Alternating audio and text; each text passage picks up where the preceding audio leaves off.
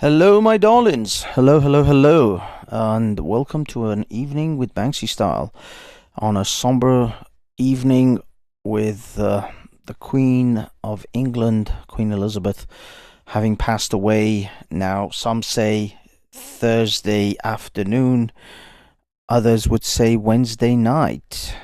And that is really where we're at. This is why I started the stream. It looks like everybody's bought the mainstream media's narrative that the Queen has in fact passed away on on Thursday afternoon, as the media kind of said it.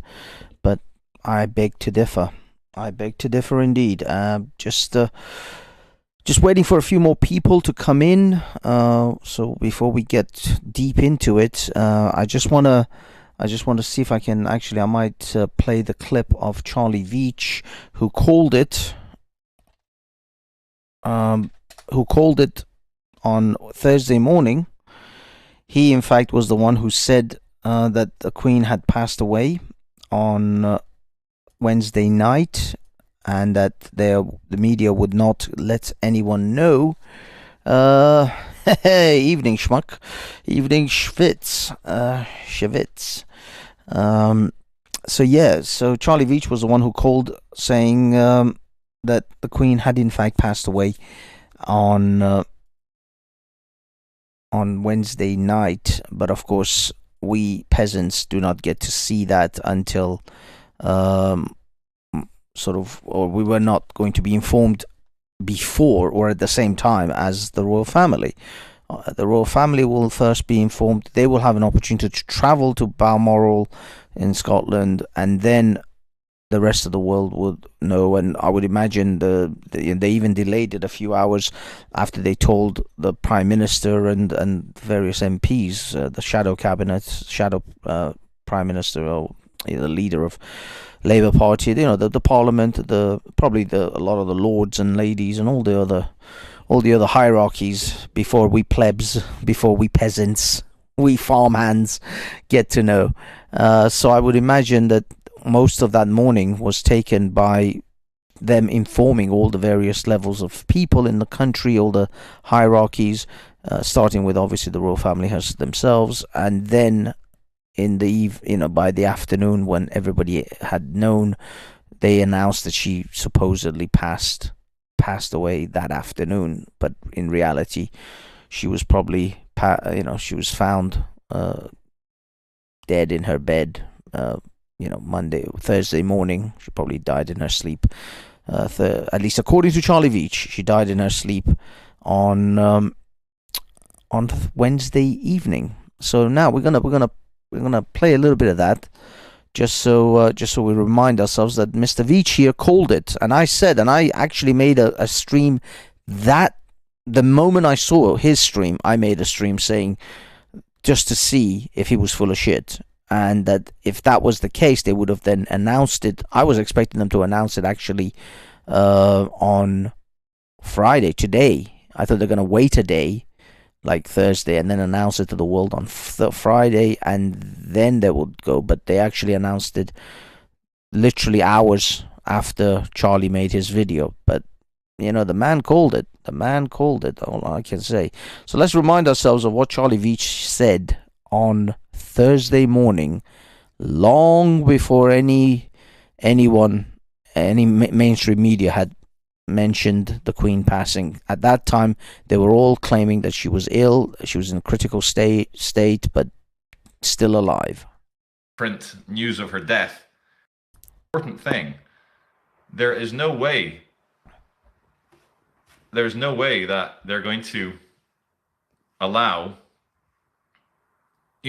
the newspapers to print news of her death at the exact same moment that she passes away.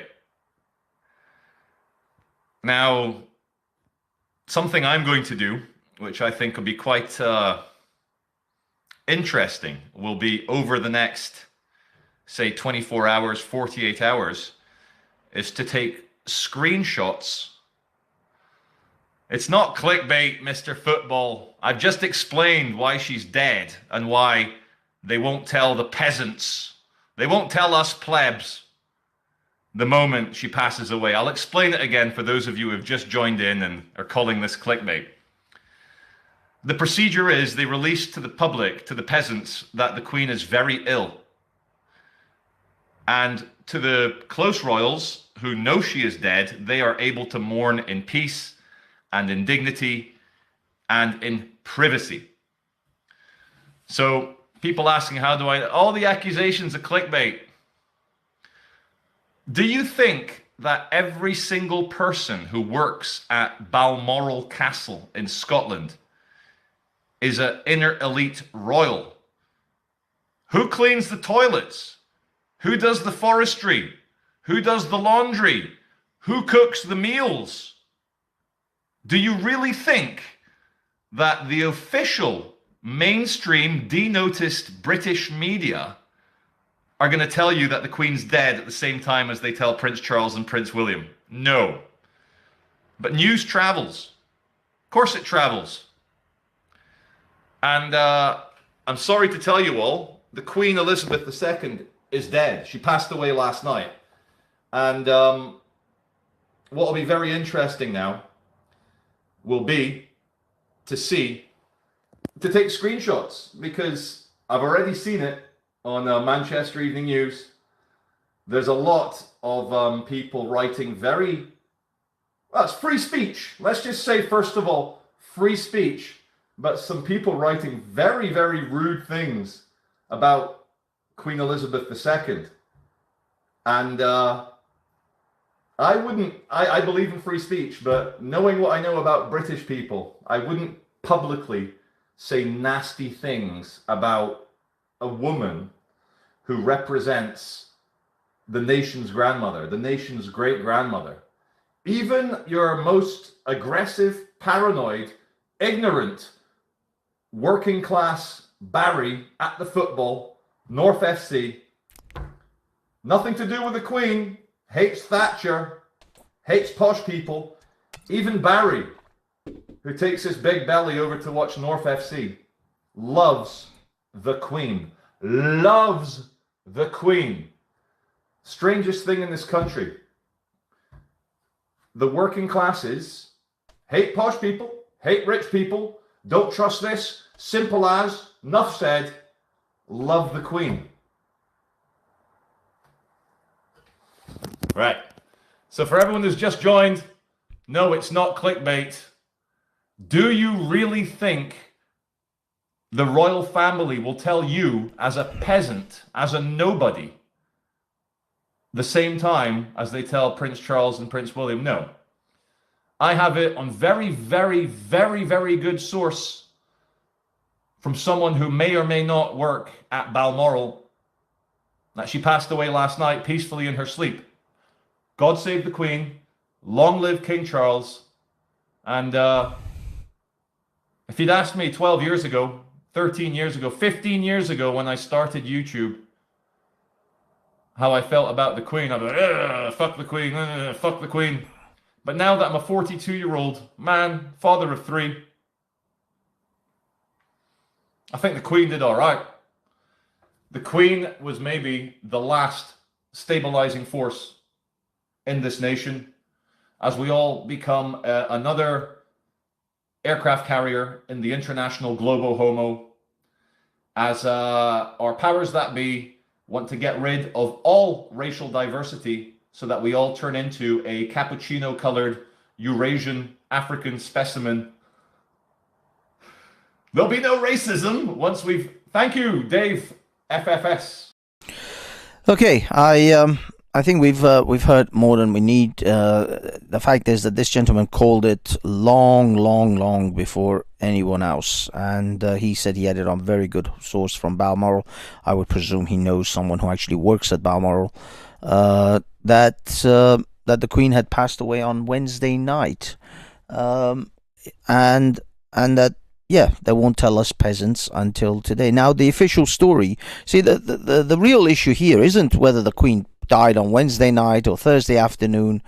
That's not really what I'm interested in. I am actually quite interested in how the media is telling you she died Thursday afternoon, and these people will look at you in a straight face without any hint of that they are in any way lying, even though it seems like they are lying, but they will lie to you bold-face. And this is, to me, although we all know the media has been lying to us for decades, but this to me should, be the final nail in the coffin of the dishonesty of the mainstream media. To me, this is as categorically an example of bold-faced lying as anything else. It's not about whether she died on Wednesday or Thursday. It's whether the government will not even, the media will tell you lies in your face without any hesitation. This should be absolutely clear to you now. When they tell you about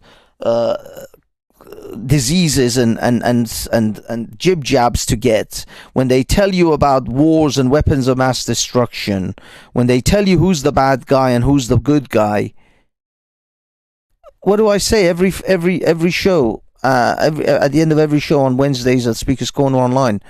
Don't trust your government.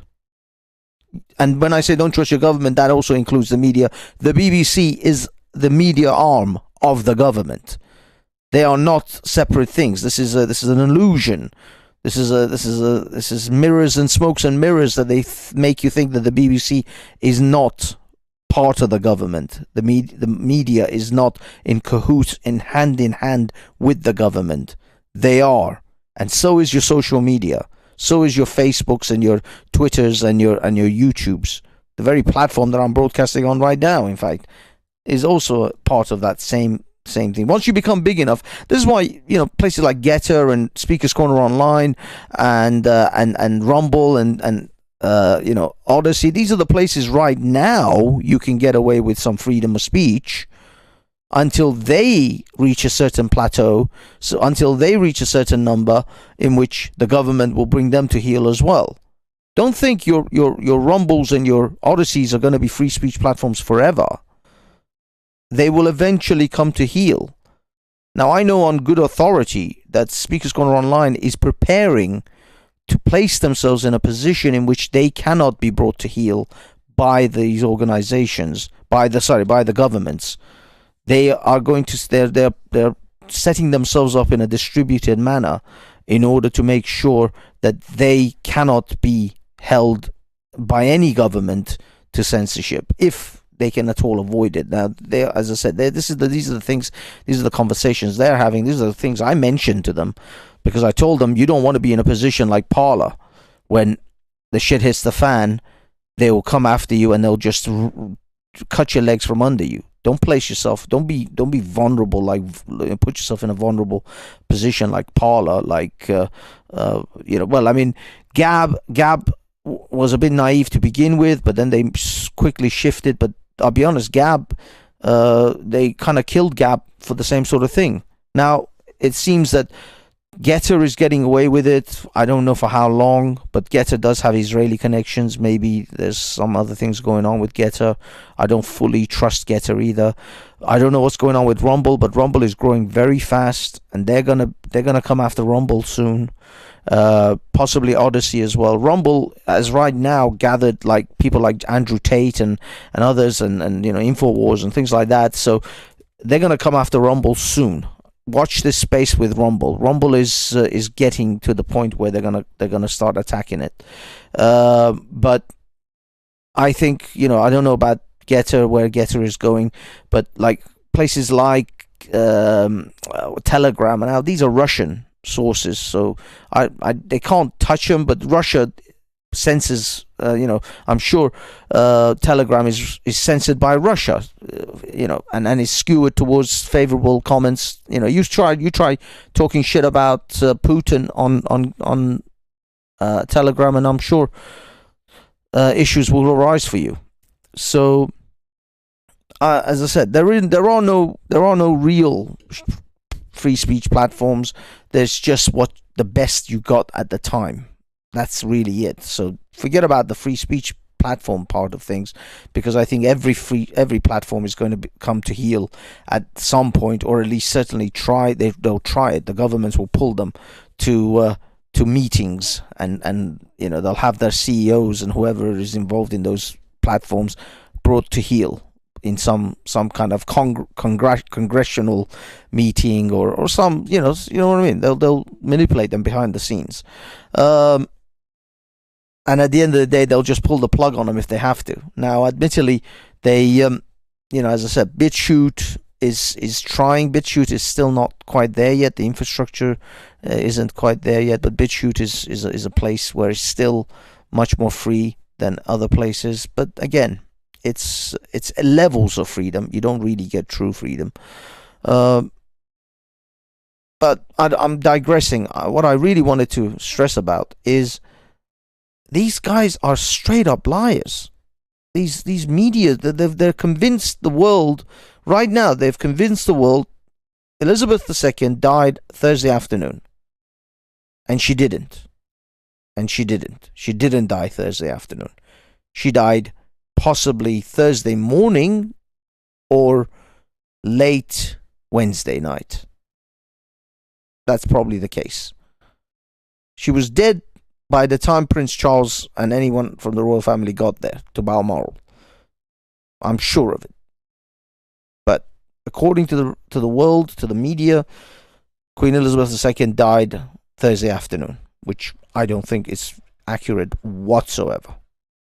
But they're not going to tell you guys that she's dead before they tell Prince Charles and all the rest. And of course, they know that some rumors would get out, so maybe that's why they made the whole emergency, she's in critical health kind of condition bollocks, in order to allow time for the mechanisms of the government to fall into play, because once the Queen dies, there's all sorts of protocols that have to be implemented, from the BBC to national security to informing the government, and of course ascension of Charles, now Charles III.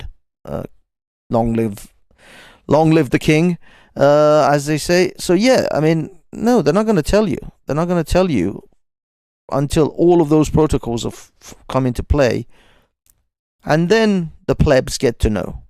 The peasants are informed. But that's as I say. I mean, I don't mind. I don't even care whether they tell us a day. Even if they told us this morning that she died last night, it wouldn't have made any real. It's not the point of whether it makes a difference. It's how they just lie to you so easily, so comfortably. They look you in the eye and tell you that snow is black, and they don't even blink. They don't. The pulse doesn't even rise. They lie so easily to you, to all of us, every day, all the time. And I don't, you know me, you know how I battle with Manny all the time regarding chemtrails and cheese. The moon is made out of cheese, and the flat earthers. Maybe these flat earthers and all these other people who make ridiculous claims, maybe they are there as controlled opposition, or as controlled bullshit, things to muddle the water.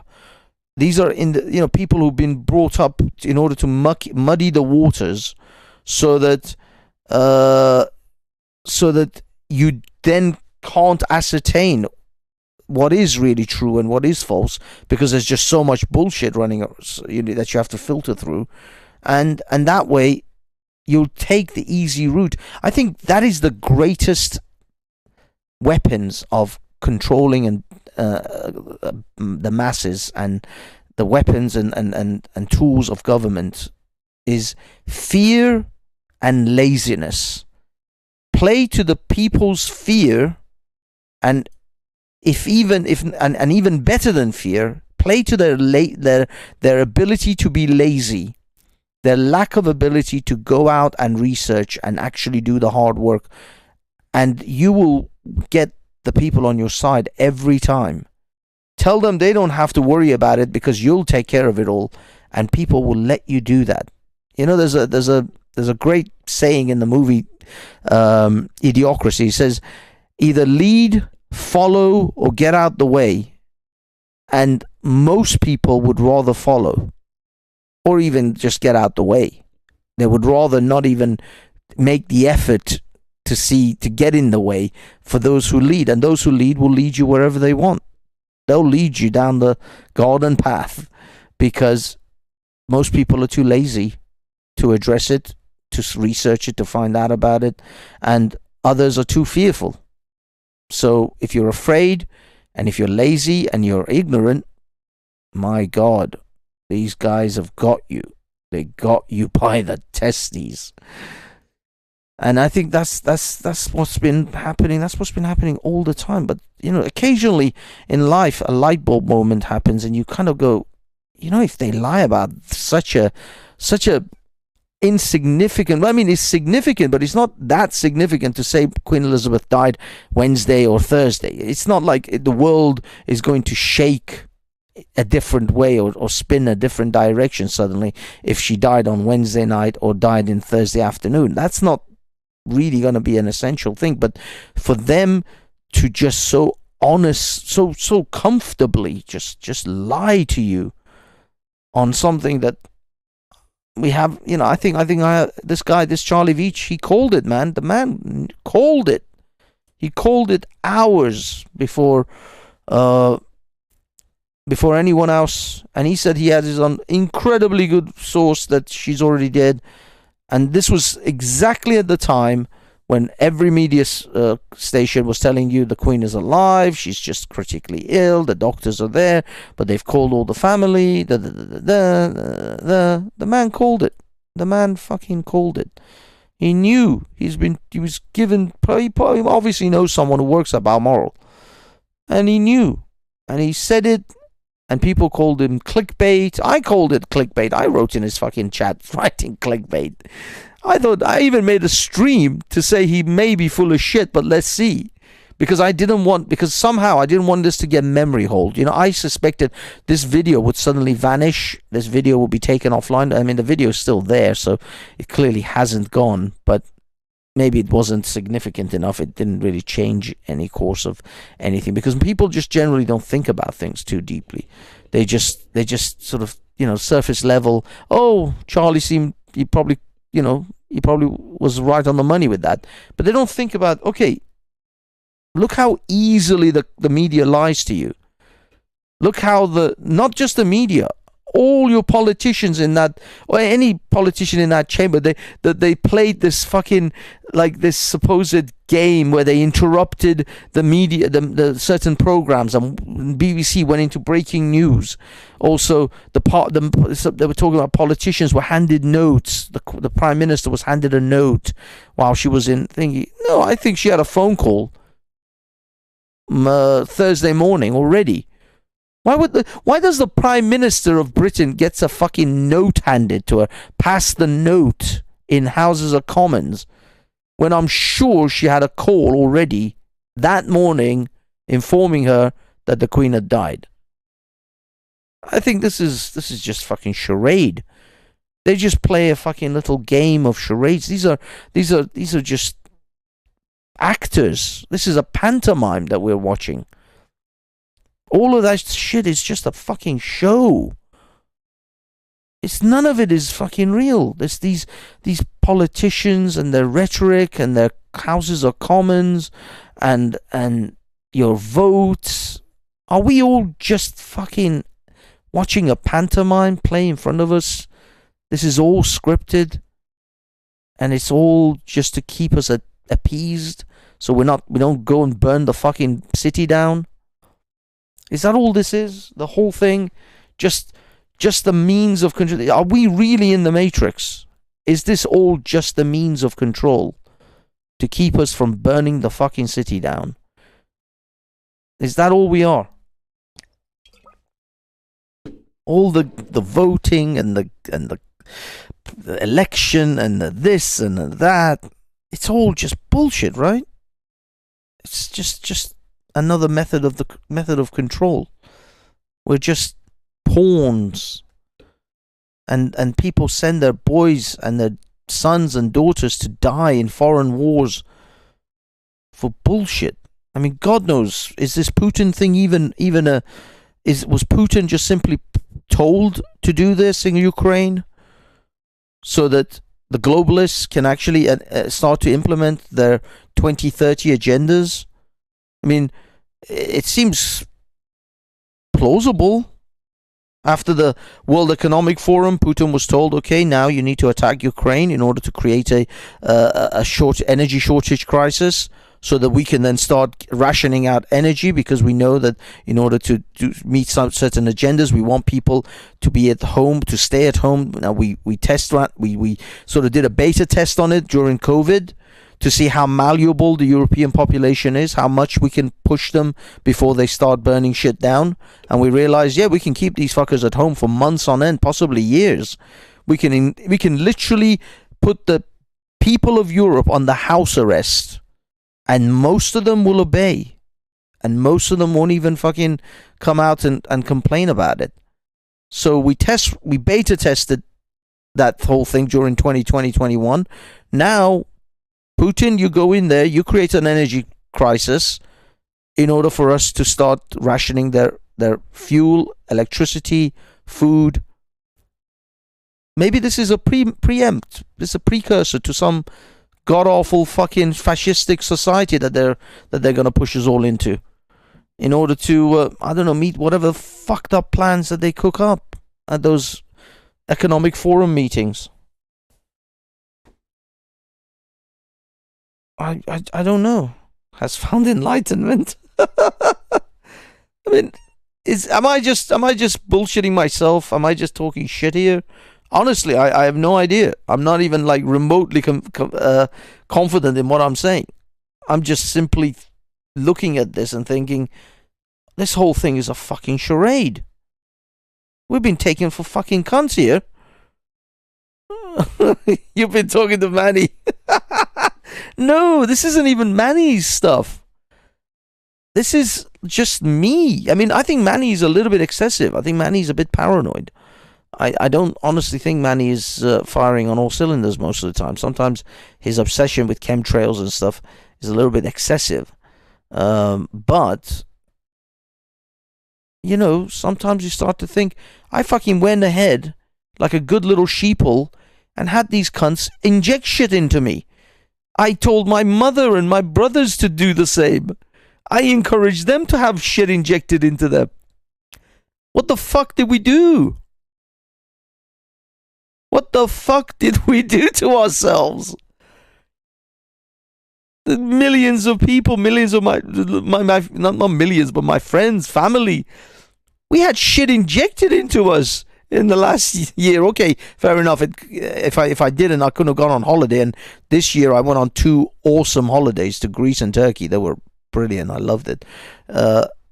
I'm not sure dying as a young man or dying relatively young was worth 2 good holidays, or maybe it was. I don't know. But if it wasn't for those fucking injections, I couldn't have left this country, though, admittedly. There's certainly not Cyprus, maybe Turkey, but I definitely couldn't have gone to Cyprus. Cyprus was insanely strict with their testing. But I don't know, man. I don't know. I got shit. I allowed these fuckers to put something in me, and I don't know what the fuck I did. Why do you think you should know about? No. But that's the thing, Sam. I don't expect to know at the same time.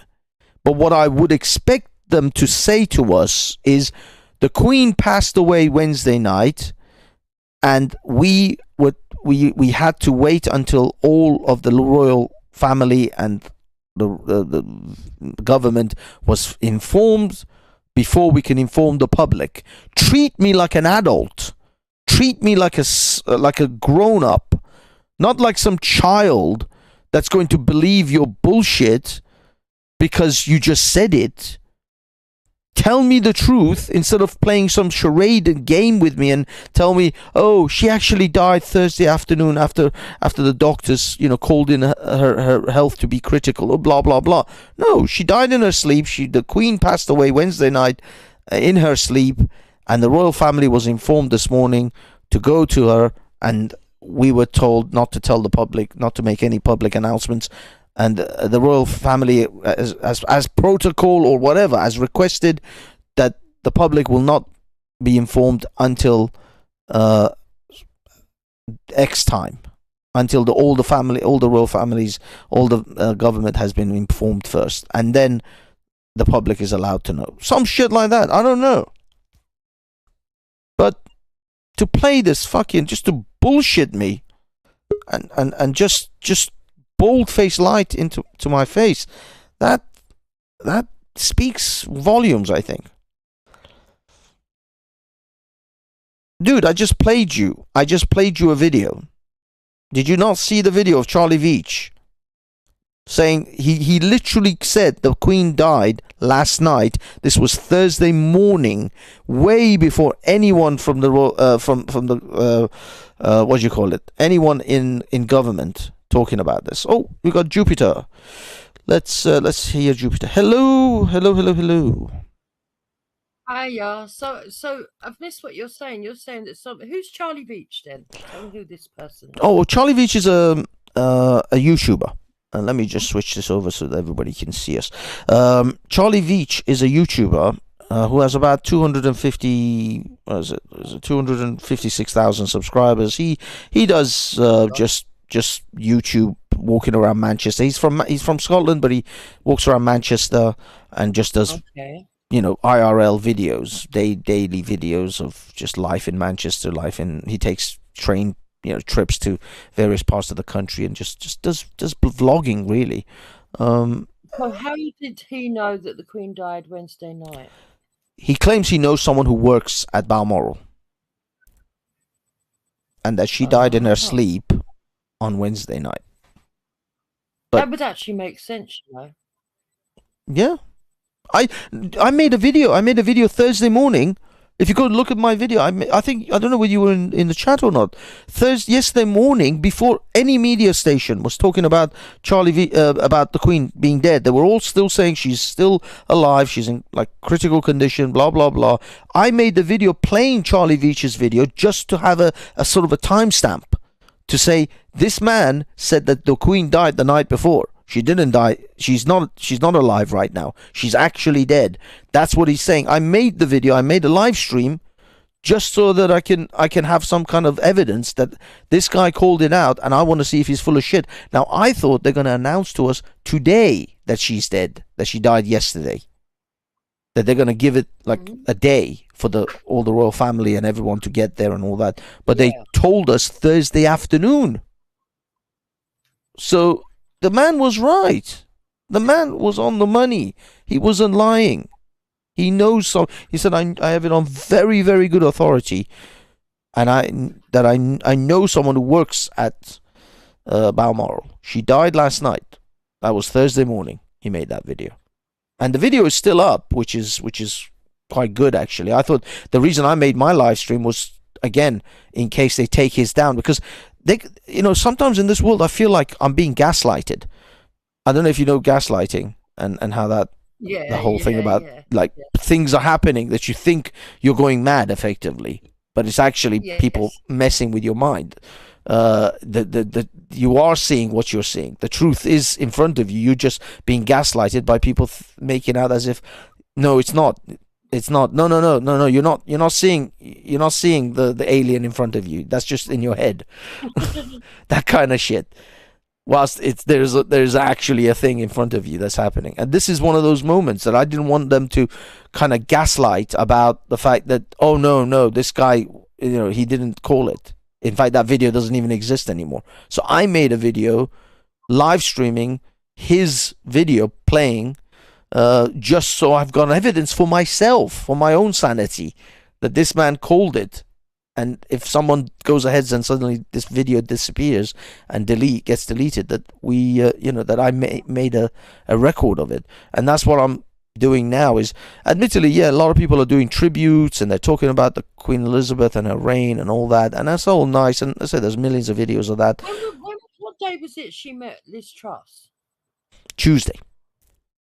Okay, so she met Liz Truss Tuesday, because it's weird that she had such a quick decline. But if she died in her sleep, yeah, no, she was. natural causes, Yeah, if you saw, then if you look at the pictures of her shaking Liz Truss's hand, look at her hands, incredibly yeah. bruised, and her fingers are white.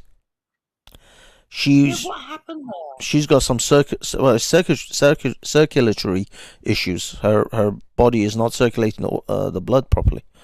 She probably had liver failure, kidney failure. You know, there's probably 100 things that are going wrong inside.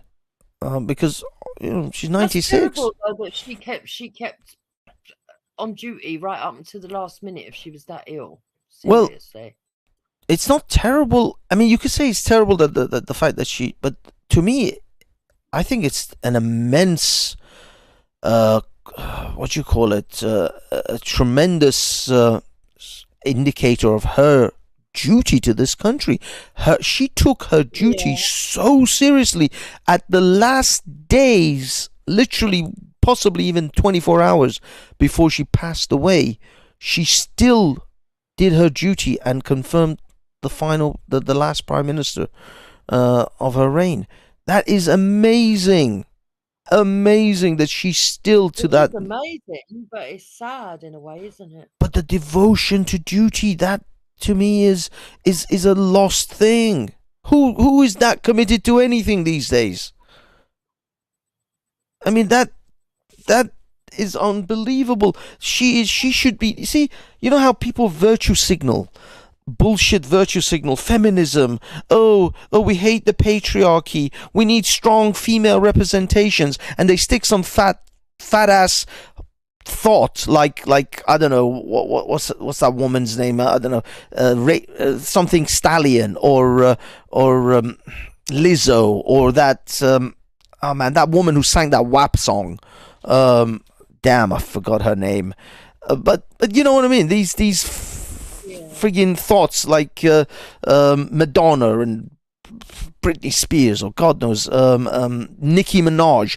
They stick these people up as feminist icons or some sort of empowered icons. No, you fucking idiots. You had one. You had one for 70 years that devoted herself to duty her entire life. She gave her word at the age of 26 or 25, 26 to commit to her duties as a royal in this country, and she did it to almost the last day. That's a fucking feminist icon for you. That's a woman that you should be inspiring your daughters to become. That kind of woman with that level of duty and devotion to her country and her people. Who the fuck gives a shit what Cardi B and Nicki Minaj do? I couldn't give two shits about these women. These women are disgusting friggin' peons. They don't hold a candle. They're not fit enough to kiss the toe of Queen Elizabeth at this point when it comes to a feminist icon. That's your feminist icon. Not some fucking fat ass chick who sings a song of WAP because she wants to have a wet ass pee. I mean, Lord Almighty. This is what I mean. People have this concept of people that they should idolize so backwards these days, so twisted that they think that Cardi B or these other, I don't know, the Kardashians are these feminist icons that children should be looking up to. Yeah, I totally agree. I totally agree with that, actually. Even for men, they say it's actual women's freedom to be able to sleep around, but I actually disagree with that. I think that that's all one big gaslight to make you a whore. You know? Yeah. So when you say about gaslighting, I do think that basically is what it is. That they've just made you easier and more accessible for the usage of men. Yeah. Absolutely. Absolutely. Okay, dude, your nickname is instantly fucked up, so I can't let you on the panel with that nickname. So if you wish to change your nickname, I might even consider you. But I'm not gonna fucking put you on with the nickname the Ghost of Liz. Okay? I mean, I know you want to be edgy, but I'm not feeling that edgy today. So go ahead and change your fucking name, and then we'll come back. Did you feel emotional about it? Because surprisingly, I did feel a little bit of sadness. It reminded me of my grandmother dying. Well, actually, my mum's mum died like in the 90s. But my dad's mum died about 2015, no, 2016, I think it was.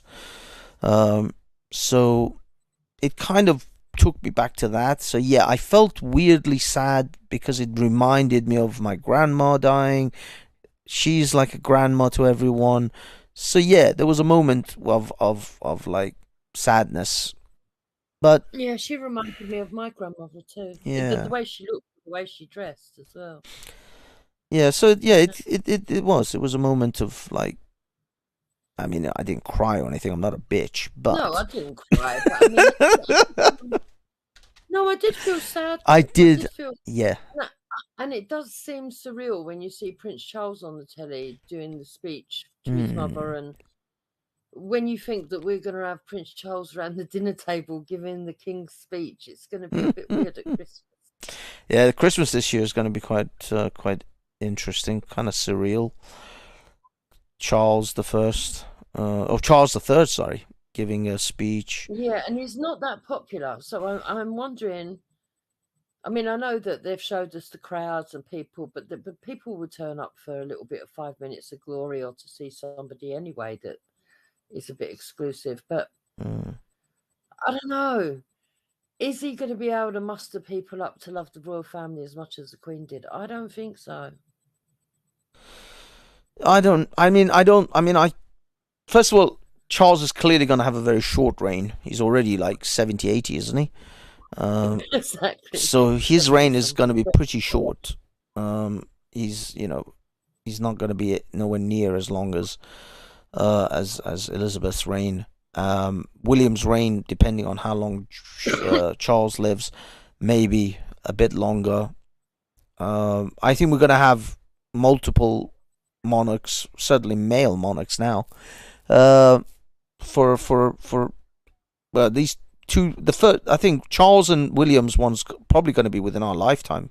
There's a very good chance we'll live long enough to see William become king.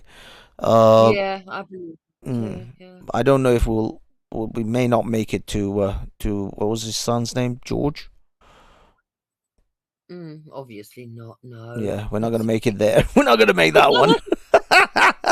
but I say, yeah, I think we're going to definitely. There's a good chance we'll see William become king, because I say,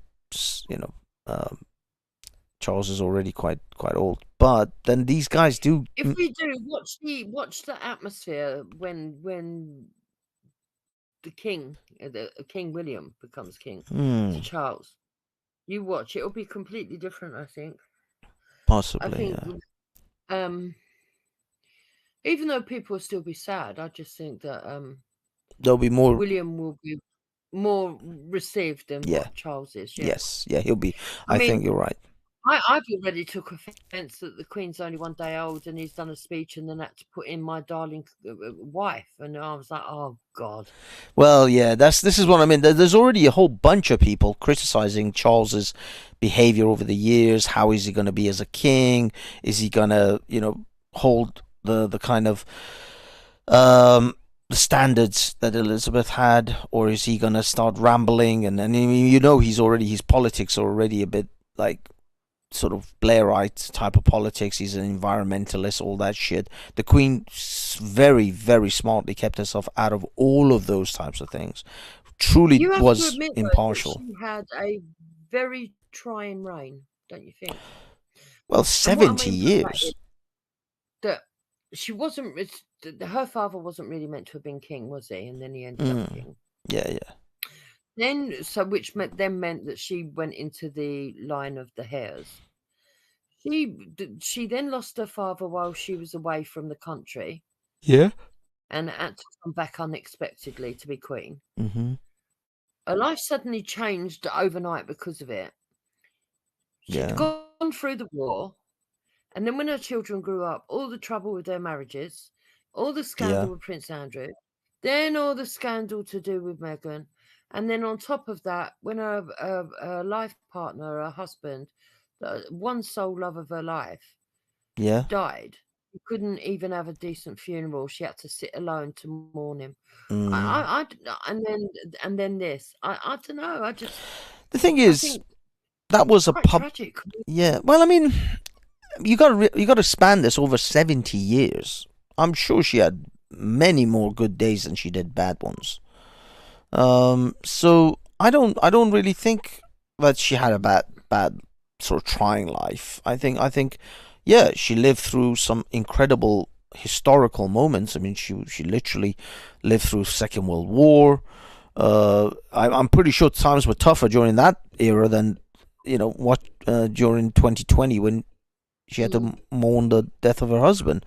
But I do believe that I called it. I called this when Philip died. I said it. I don't know if I said it online though. I wish I had done to actually time it so that there'll be like evidence on it. But I definitely said it to all my friends and family.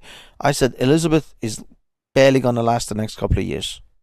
She's not gonna make it to 100 for sure. Her mother made it. Her mother made it over 100, but I didn't think Elizabeth would, because I think she got heartbroken, absolutely just crushed when Philip died. Most people who are married for that long, usually when one partner dies, the other one dies. Is that quickly. True, Justice? I don't know if that's true. I've not read that anywhere, but maybe Banksy knows. Where Justice was. Said Meghan claimed that the Queen called her the M-word on her deathbed before her last moment. I don't think the Queen gave a shit about Meghan Markle before she died. I don't even see Justice's comments. Where's Justice commenting? I said no. He's a joking. Laugh my ass off. He's in your side chat. I can see him. Side chat. Let me see comments. I see nothing. After Victoria. Victoria's I see now. I see Ding Dong the Witch. Oh, come on, Hassan, dude, don't come on this fucking stream and start chatting shit like that. I can't have that right now. I literally would go to jail because of you. So don't jump on here and start saying shit like that, because I'm this channel you may actually end up taking me fucking down. So chill, just try to be reasonable. But I'm putting you on, but very, very tentatively.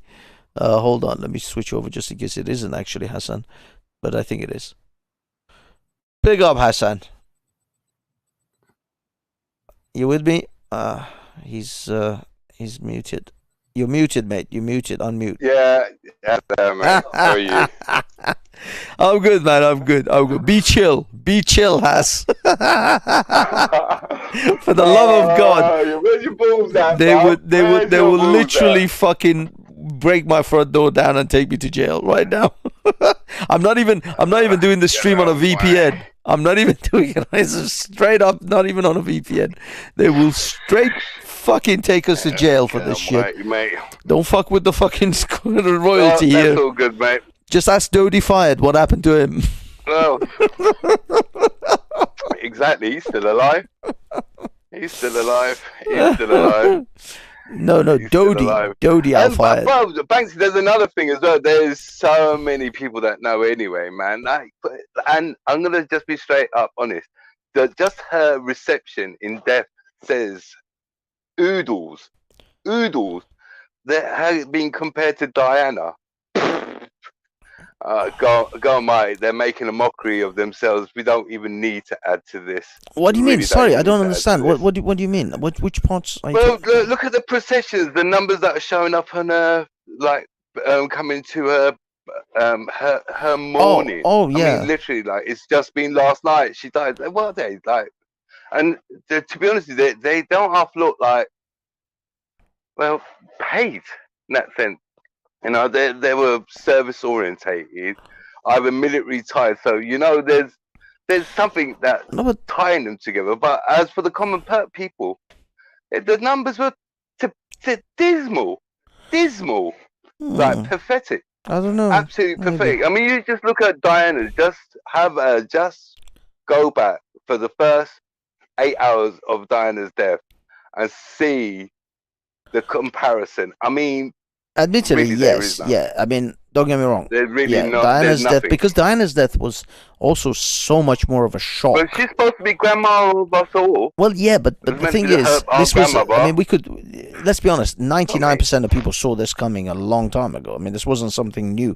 This wasn't some shock because Well, she I was don't wanna sound 96. horrible. A lot of people knew that Diana was going to go as well. Like, no one was under the illusion that she was going to live a long and healthy fucking life, bro. Well, I mean, that's what you're That's what I saying. mean, but like, no, I mean, I think the country. I mean, Christ, what was Diana was like in her 30s? Was it when she died? I think she was like mid 30s. Diana was something 40.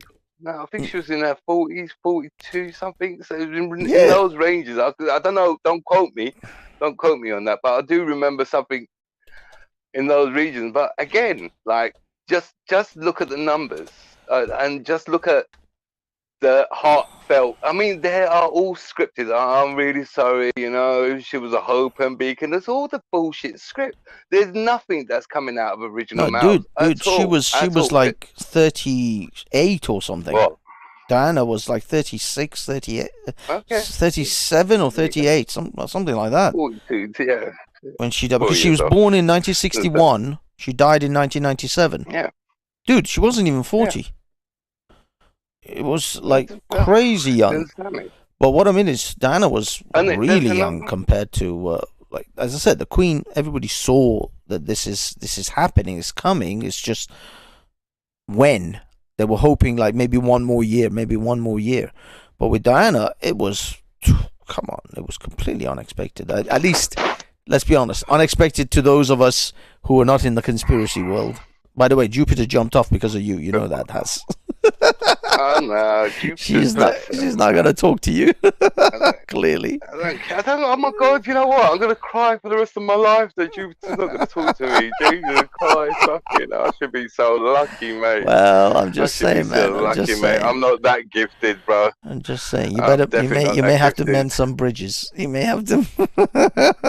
Oh, I know. get I them know. I bridges, guess. mate. I guess you Get them guys. burn. I wanna watch them burn. Yeah, I Thank guess you guys are never gonna be best chums.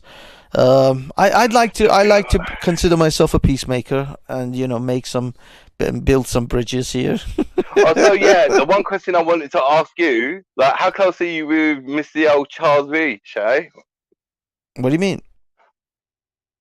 I mean, I don't know, to be honest with you. I mean, I always see him as like paid to see the demise of it and have it televised in that sense. Who? Because Charlie I mean, would. you remember Charles?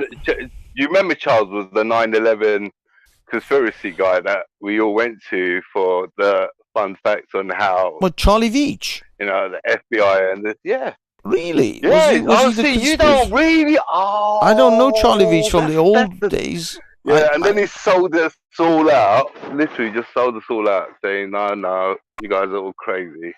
All right, you but you weren't- see, I you know, weren't I only know that Charlie Veitch in the last. 9/11. Yeah, I only know Charlie Veitch in like maybe a year or so, where he's just goes around Manchester recording crackheads. He doesn't really even talk Yeah, much no, politics that's- or like conspiracy theory shit. He's totally. Charles Veitch was our go-to 9/11. Oh yeah, don't you find it So he was really weird? he It was the all Scottish him Alex and, Jones. Yeah, well, he's not Scottish, really, is he? He's Brazilian, isn't he? No, but he's born in Brazilian. Scotland. He's got a Scottish accent. You can hear it in his voice. He is a mixture of Brazilian and I don't know, Irish or something, or some other Scandinavian or something. But he was born in Scotland and he has a Scottish accent. He's a Scotch. That's why he knows people are Balmoral. And he used to go with that other guy that comes down to Speaker's Corner. Yeah, thingy, the claims that experimentalists. claims that He doesn't want. He wants I don't people. know, the one that says that don't have any children. Exactly. but Yeah. got loads Yeah. of them. Yeah. That Those two fucking used dude. to. Those two used to. I forgot that guy's name. Actually, is it Eddie? No. Ah, damn! It's Social Experimentalist is his channel, and yeah, him and Charlie apparently were chums, and they did videos together up in Bum chums, Manchester. bro. Proper Bum bum chums. chums. Proper. And I then see. I think Charles Veitch just knocked him off the head on the head after he come back with that 9/11 denial. Oh, I see. No! I reckon he got taken into the FBI room Daddy. and just got ragged up. He goes. MK Ultra out of his head. Oh yeah. MK Ultra, okay, yeah. no problems. I MK agree. Ultra, Operation Mockingbird, MK Ultra, Yeah, all that whatever. shit. Just, Do you know what Operation Mockingbird is? I don't know. You don't know about that one? I don't know about in doing that, but I do remember when he come back, his tune had totally. Well, clearly, he. Well, I mean, I don't know. I said maybe it's to do with because his YouTube channel is really good now, really big. Yeah, that was the weirdest thing as well. When he came back, he made like loads of money somehow, mysteriously, getting really great jobs. But yeah, no one sort of questioned that one either. You understand me? But no, he's a genuine journalist, and just like him getting the rundown on the Queen before everyone else as well, just adds to it. I know. This is what to me. But no, the thing is, I mean, I know you're part. You're into the conspiracy stuff, and you're into it's like. Because of his wonky nose, man. Come on, but come on. Because of his wonky nose. Yeah. But what I'm saying is, this is wonky noses. That to me, this was such a blatantly obvious lie that now it's been perpetuated. That the Queen died Thursday afternoon. And we all, I mean, it's blatantly obvious she did it. It's clearly evidence. I mean, it's not clear, sorry, but I am clearly convinced. I don't think Charlie was lying. Has anyone asked why Charles III, once upon a time, declared himself a Muslim? Has no one thought that question that yet? About you? He declared himself a fucking Muslim. Are you serious? Yeah, I'm sure he did some. He's done a lot of like outreach bullshit, and he's obviously as I say, he's a Blairite type of WEF boy.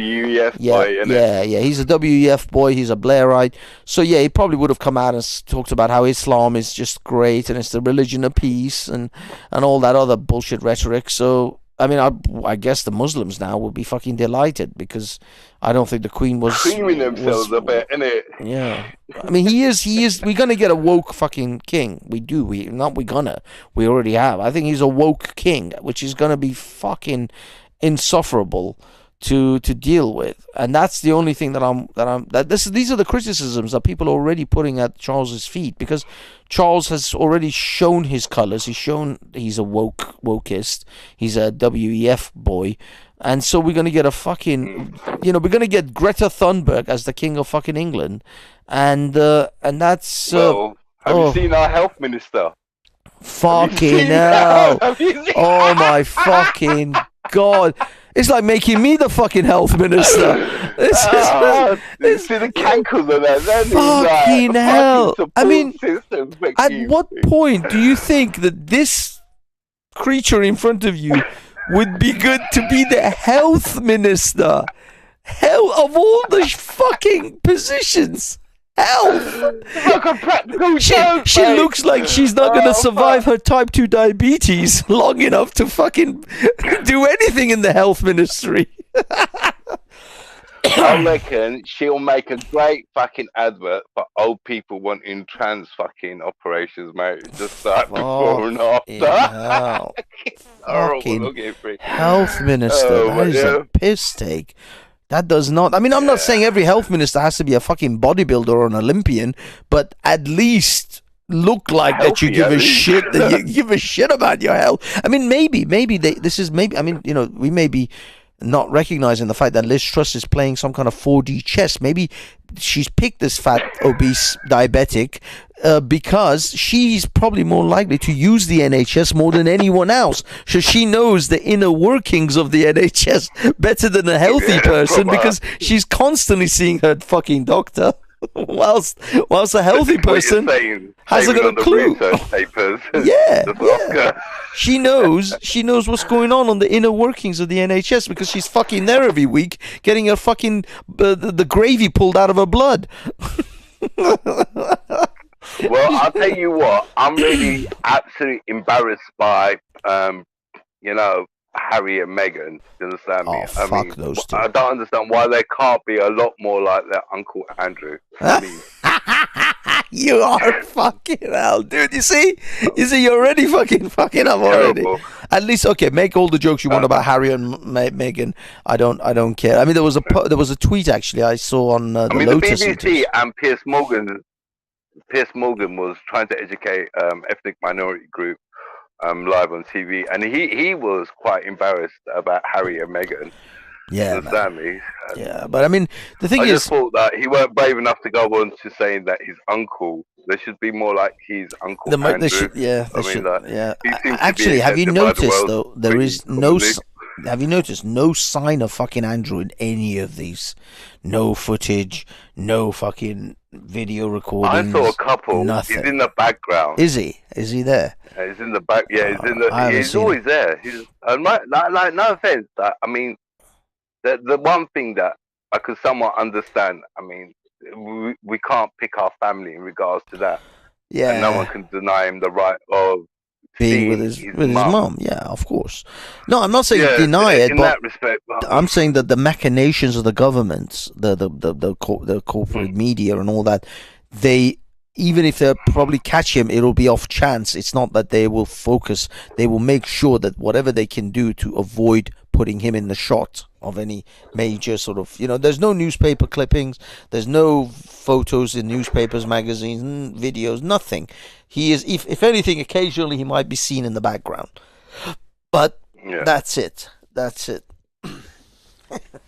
I saw this tweet, which was on another channel, Lotus Eaters, and the tweet said, Meghan Merkel is really upset that the Queen's death. Sargon of Manad. Yeah, Sargon of Manads. Yeah, he said the tweet said. Sargon of Manad. The tweet says that Meghan Merkel is really upset that the Queen's death has taken away some of the headlines from her. Some of the cameras, basically, she's no longer in the spotlight because of the Queen's death. It's just... I don't understand why everyone's so up against Meghan Markle. I thought, like, with her, like the relevance of her being in with the royals will keep it constantly in the media. I mean, she seems like the royals don't want to be in the media. To be in front of the camera. Dude, the royals don't actually want to be in the media all the time because of fucking idiots like Andrew, the stupid shit that they do. You think they want to be in the media for that shit? They don't want to be in the fucking media. They just want to be fucking getting their cash, live their lavish lifestyle, and do these fucking diplomatic trips here and there and have holidays. That's all they fucking really want. The media knows that they're a money fucking cash cow. So that's why the media is all over them all the time, is because they know they're a cash cow. But Meghan is ruining shit for them. She's a fucking sore point with all her antics and all her claims of racism and this and that. I started to dislike Meghan the day I saw her book an entire section in Wimbledon to watch the tennis, and then forced anyone else sitting in the stadium. She was sending out her fucking bodyguards to stop anyone taking photos of her in her fucking whole section of the fucking Wimbledon stadium that she totally locked out. So that means not only the seats that she was occupying and her entourage and whatever were occupying, but all the seats in that whole section was booked out. Well, I've got an excellent idea. I reckon she should write a letter to Jim Tyrrell and maybe he could fix it. I'm not sure. I don't know. It worked for Charles. Maybe I don't know. But yeah, that was the day I started thinking Meghan she's an arrogant fucking just narcissist. Fuck this girl. I don't. And I just started to dislike her from then, and I knew the British public will turn against her from that point onwards as well, because the British public hate these snooty attitudes of they want their royal family, but they want their royal family to be humble, because they don't want their royal family to be all fucking snooty and shit about it. And this is why Elizabeth and Queen Elizabeth and her husband Philip were such great examples, because they were so down to earth about the fact that they're royalty, but they're not snooty about it. They're not going to rub it in your face. Did you see that when Philip and the carriage that took his coffin, it was a truck. It was a fucking pickup truck. It wasn't some royal hearse. It wasn't some horses and golden chariots or any shit like that. It was a pickup truck, because he loved those kind of things. It's like when you think about kings. They're on that one. Yeah, but when you think of kings and royalties being taken on their coffins, you think spectacular golden chariots or some shit like that, those carriages and shit. But the dude was on the back of a pickup truck, because that was his thing. Now, I'm not saying these guys are like salt of the earth. They're not fucking. They don't go down the working classman's, working men's club. Either, to be honest with you. Yeah, but know what a bill is to be paid for, or know exactly. what your children suffering. Yeah. I mean, all the stuff that really makes us and them. Yeah. But apart from that, I could understand that driving in a non-bulletproof car and like stopping down in a very controlled area that's got residents all placed in there, so you could seem normal. For that level, they were much more. They at least they didn't come across as like uppity about it and rub their face your face. But they were, in it. To be honest with you, it's a part of the world that it's it's so heavily guarded, these places. Like people are on this illusion that everyone could just go down to Balmoral. Well, you couldn't. No, not anyone. But there were areas. Hotel prices are super expensive. But did you hear that story? The whole area. Did you hear that story of the Americans that didn't recognize the Queen? Did you ever hear that? Yeah. That these two American sort of ramblers came across the Queen and this guy that she hangs out with. I don't know, whoever that guy is, and they didn't recognize the Queen, and they just thought it was just this nice old lady that lives here and has a house, and then the other guy said, "I have met the Queen," and the Americans gave the Queen the camera to take photos of him. literally, because he knew the Queen has a sense of humor, so he said, I met the Queen a couple of times, and they're like, really, you met the Queen? He's like, yeah, and then they went around, they wanted to take photos with the guy who had met the Queen, and they gave the Queen their camera to take photos of the guy who's met the Queen. I think the story that I like of the Queen saga was the one where Theresa May said it in Parliament. I found that absolute. Her husband, was that the one with her husband? I heard that. No, that's the one where she was helping set a table, and she was cheese. in charge of bringing some round cheese in. Yeah, and it fell on the floor, and she had a decision to make, and turned around and saw Her Majesty behind the guy, like laughing it off. Do you understand me? Like, I found that quite endearing. I'm not saying that this person was this, hell Satan hound dog or some description, but she was a queen, she's done and she's gone now, and now we got let's just say as I said, a lot more different. As I said to Jupiter, the only saving grace is that I don't think Charles's reign will be very long, because he's already like 70-80 years old, isn't he? So his reign is not going to be that long. He's going to be like maybe the next couple of decades. Do you reckon the public are going to accept royalty for much longer? Because that was the one thing that I always found that the Queen's saving grace was. I mean, that she wasn't, that even though she's got some serious charges, which we won't go into right now, but she's not being really washed out in public. like, for example, Charles does. I mean, in regards to Princess Diana's most recent documentaries being put on, and other like hit pieces that are, you know, with the Epsteins and all the rest of it. There's a lot of stuff sort But of let me put it this way: to the fact that if Charles doesn't royally, pardon the pun, royally balls it up in the next few decades that he's alive, and if he manages to hold the royal family in some good step and does his duties, and he doesn't like ramble on and talk shit, he may be able to hold it together long enough for William to make it. And then if William makes it, I think William most likely will rejuvenate, if you like, the love for the royal family. But that's depending on how Charles leaves the throne for him. So we'll see what Charles does, but it is in the hands of Charles. I think you're right.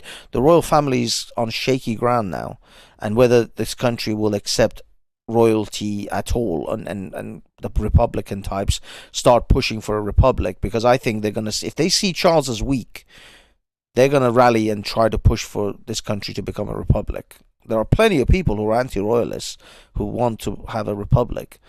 Well, I've always been informed when the national census gets to a certain degree, it's as they were brought in, they're asked to leave. I mean, we've seen the King of Spain recently. In our own lifetime, that's it. There's an end of a monarchy there. Like that, it was once upon a time. Now not. Well, I mean, I reckon we're going to see that real soon, because here's another. The saving grace was Queen's presumed innocence. Well, at least the media has really kept quiet, and she was brought up in a time where the internet ain't really gone into full swing. But in regards to the Prince Charles, I mean, he was brought up literally under the microscope, and I don't know. There's going to be a few people out there that. Let's put it this way. Gonna see it in their interest to put them out. Yeah, this is another another thing that I was going to put out there. I mean, who knows? By the time looking at the demographic shifts in this country, by the time Charles reaches an age where he may pass away, we may be looking at not a royal family, but we may all be kneeling to a caliphate. There may be a caliph. Yeah. that will be taking the knee to, and all scream Allahu Akbar. given the way the fucking takbir, Allahu Akbar. Because given the demographic take a beer. Ale or beer. Ale or lager. Take a beer. Ale or lager. Oh shit, we're gonna so get beheaded when the caliph comes in. We are fucking on that chopping block straight away. Remember what you said in 2022? Yeah, you're fucked now, Mr. Banksy. Oh, yeah, I bet you don't feel so clever now, bitch. It'll probably be Zubaydah holding the fucking scimitar. Alan Snackbar.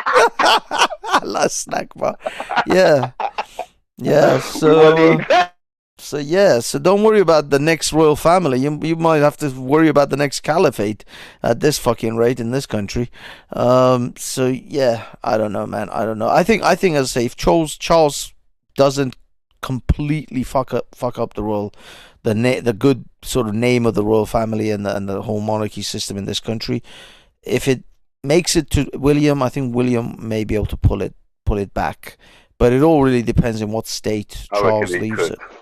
But yeah, I mean, you might be right. Charles may be the last king of England. He may fuck it up so badly. I'll tell you the only way that I could really see him singing it, and I genuinely mean singing it, is just abdicating it and just passing it straight over to William. Like, do a custodian 2-year thing and go, you know what, the heat's getting too much. And here's another thing that I don't know why people can't remember this, but I remember there were certain rules about things that would exclude you from being a king. Like, for example, like divorce was one of them. Do you remember that one? Yeah. You couldn't be divorced and Yeah. remarried, and Yeah, but the Protestants people changed all forgot that. about that. I think it was King Henry or whatever. He changed all of that shit. So then the kings could get divorced. I believe his father was not his father, his grandfather, wasn't it? He denounced from the throne for just that reason. No. I believe that was Thingy. the It was the great-grandfather. Queen's. No, it was the Queen's uncle. He actually renounced his. He renounced his throne because he wanted to marry a divorcee woman, an American actress, kind of like what Harry did actually, but except Harry doesn't have to worry about being king. But he married. The Queen's uncle. Harry He also abdicated. divorced. Harry was a first-time marriage. No. But the Queen. Massive. The Queen's uncle. He had to abdicate the throne because he wanted to marry a divorcee American actress, and that's how Elizabeth came. That was her journey towards becoming the queen, because the throne was passed down to her father, and then her father passed away while she was, I think, in South Africa or somewhere, and then boom, she became queen at the age of 25. So that's how Elizabeth came to be where we are now. And yes, you're right. Back then, if you wanted to marry a divorcee and this and that, it was unheard. You had to give up the throne. Now Charles is king, even though he literally had infidelity on his wife, as well as got divorced from his wife, and he's married a divorcee in the current wife that he has. So yeah, he's fucked up like so many things. He would have had to abdicate the throne like for 3 or 4 different reasons if it was back then. But now, no, now they don't give a shit. And there's no way Charles is going to give up the throne in a couple of years. He's got great influence platform on. Who? I don't see how he's going to have an option. I mean, I don't think how he really has an option. I mean, the relevance of the monarchy is what really now? Then if you get to a point where you're having to Airbnb Balmoral rooms, they're obviously, and the fact that you're getting caught smuggling suitcases of money.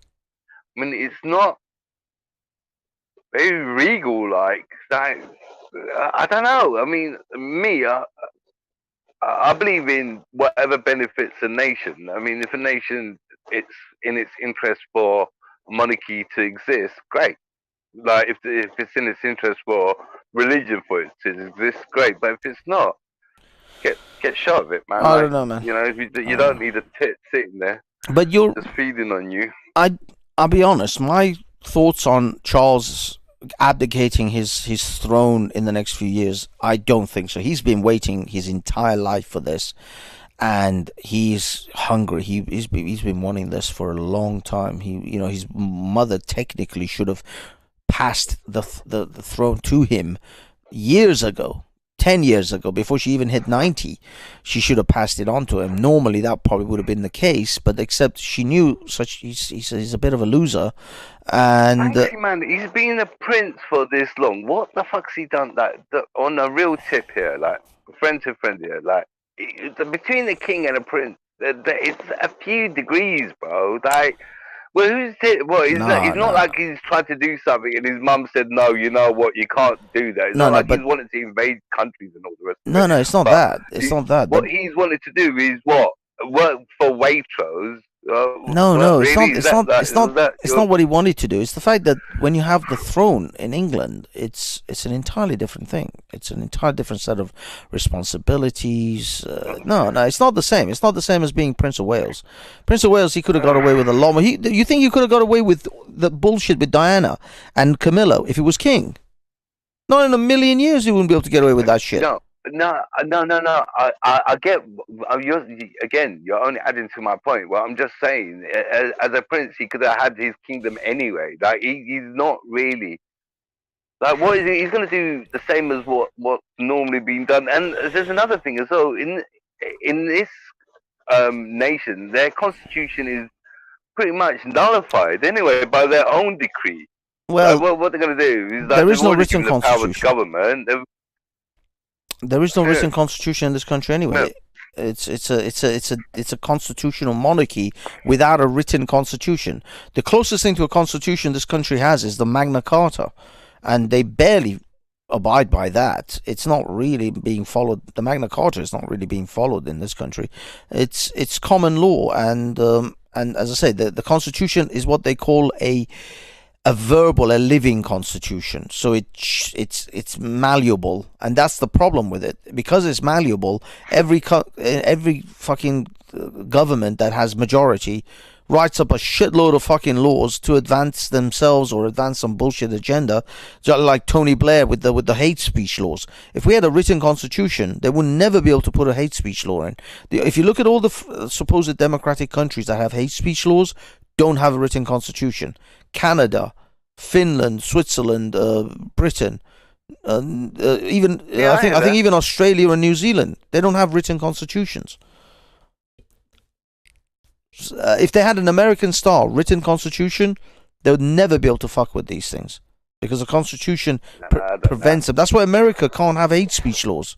They tried it. The liberals, the fucking lefties, and the Democrats tried to bring in hate speech laws for this and that. They and do slander though, don't they? No, slander and libel are that's pretty different. Slander and libel are different. Then No, it's the same. No, You no, can they're get not. one, They're whatever not. you want to No, call it. no, no. What's the difference? no, Like, because Hassan, in I'll tell you, the legal. practical term, he said that. That's it, or she said No, that. no, that's it. no. You don't realize. You That's don't what that realize. comes down to. No, dude, you can't. doesn't The work, government I can can't come in. understand that there's Hassan. libel in the fact that when they say it, that the Hassan, you're completely misunderstanding hate speech laws. The government can't come and arrest you if you libel or slander someone.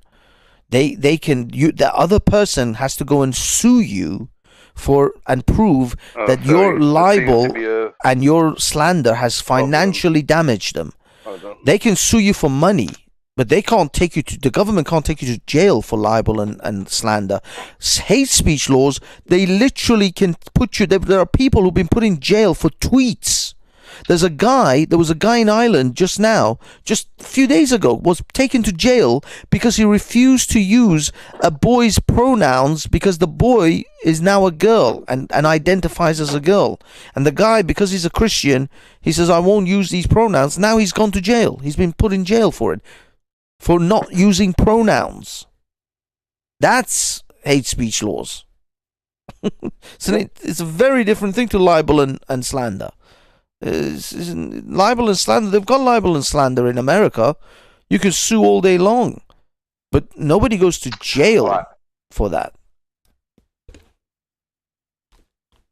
But you could sue him for slander though, can't you? Yeah, you could sue. What's the difference? But no, but the difference is. I'll give you an example. Listen, you can call someone a motherfucker in America. In your theory, if you can prove that you're not fucking your mother, you could then sue him. No, that's not the case. No. It's not that you can just sue them. It's a far more complicated. You have to prove damages. How do you? But again, you can manipulate damages. Banksy is what I'm trying to say. No, you can't. But you have to prove it. You have to prove that because of this person telling you, calling you. I don't know. If someone calls you a nonce, and you lose your job because this person went to your boss and called you a nonce, then you can prove that their slander of you has is it libel? No, I think it's slander in I think it's slander in words and it's libel in text. I forgot, but anyway, but you can say then I lost my job because you can say I lost my job because of this person's accusations and these were slanderous, and I want damages of X amount because I lost so much. Because of that. This is the similar sort of thing is what Amber Heard and Johnny Depp was about. That's what that was about. That she went around telling everyone that he's a wife beater, that he's a girlfriend beater, and then he lost contracts, jobs with Disney for Pirates of the Caribbean and several other movies. In fact, with Warner Brothers, when it came to the Harry Potter fucking films, not the Harry Potter ones, but the Amazing Beasts. You know, the J.K. Rowling series. He lost that role. The third movie that they made, the last one that they just recently made, they took him off that. Because Mrs. Shitty Pants. Yeah, because of her, he lost that role. He lost the next Pirates of the Caribbean film, and possibly even other roles. So that's why he sued the shit out of her, and he won $10 million because he fucking lost a lot of money. He can't get nothing for it. Well, I mean, whether he gets it or not, it doesn't matter. The court case was what he wanted, that publicity to show that he was an innocent man, because that was more valuable than any money that he may or may not squeeze out of it. Sorry?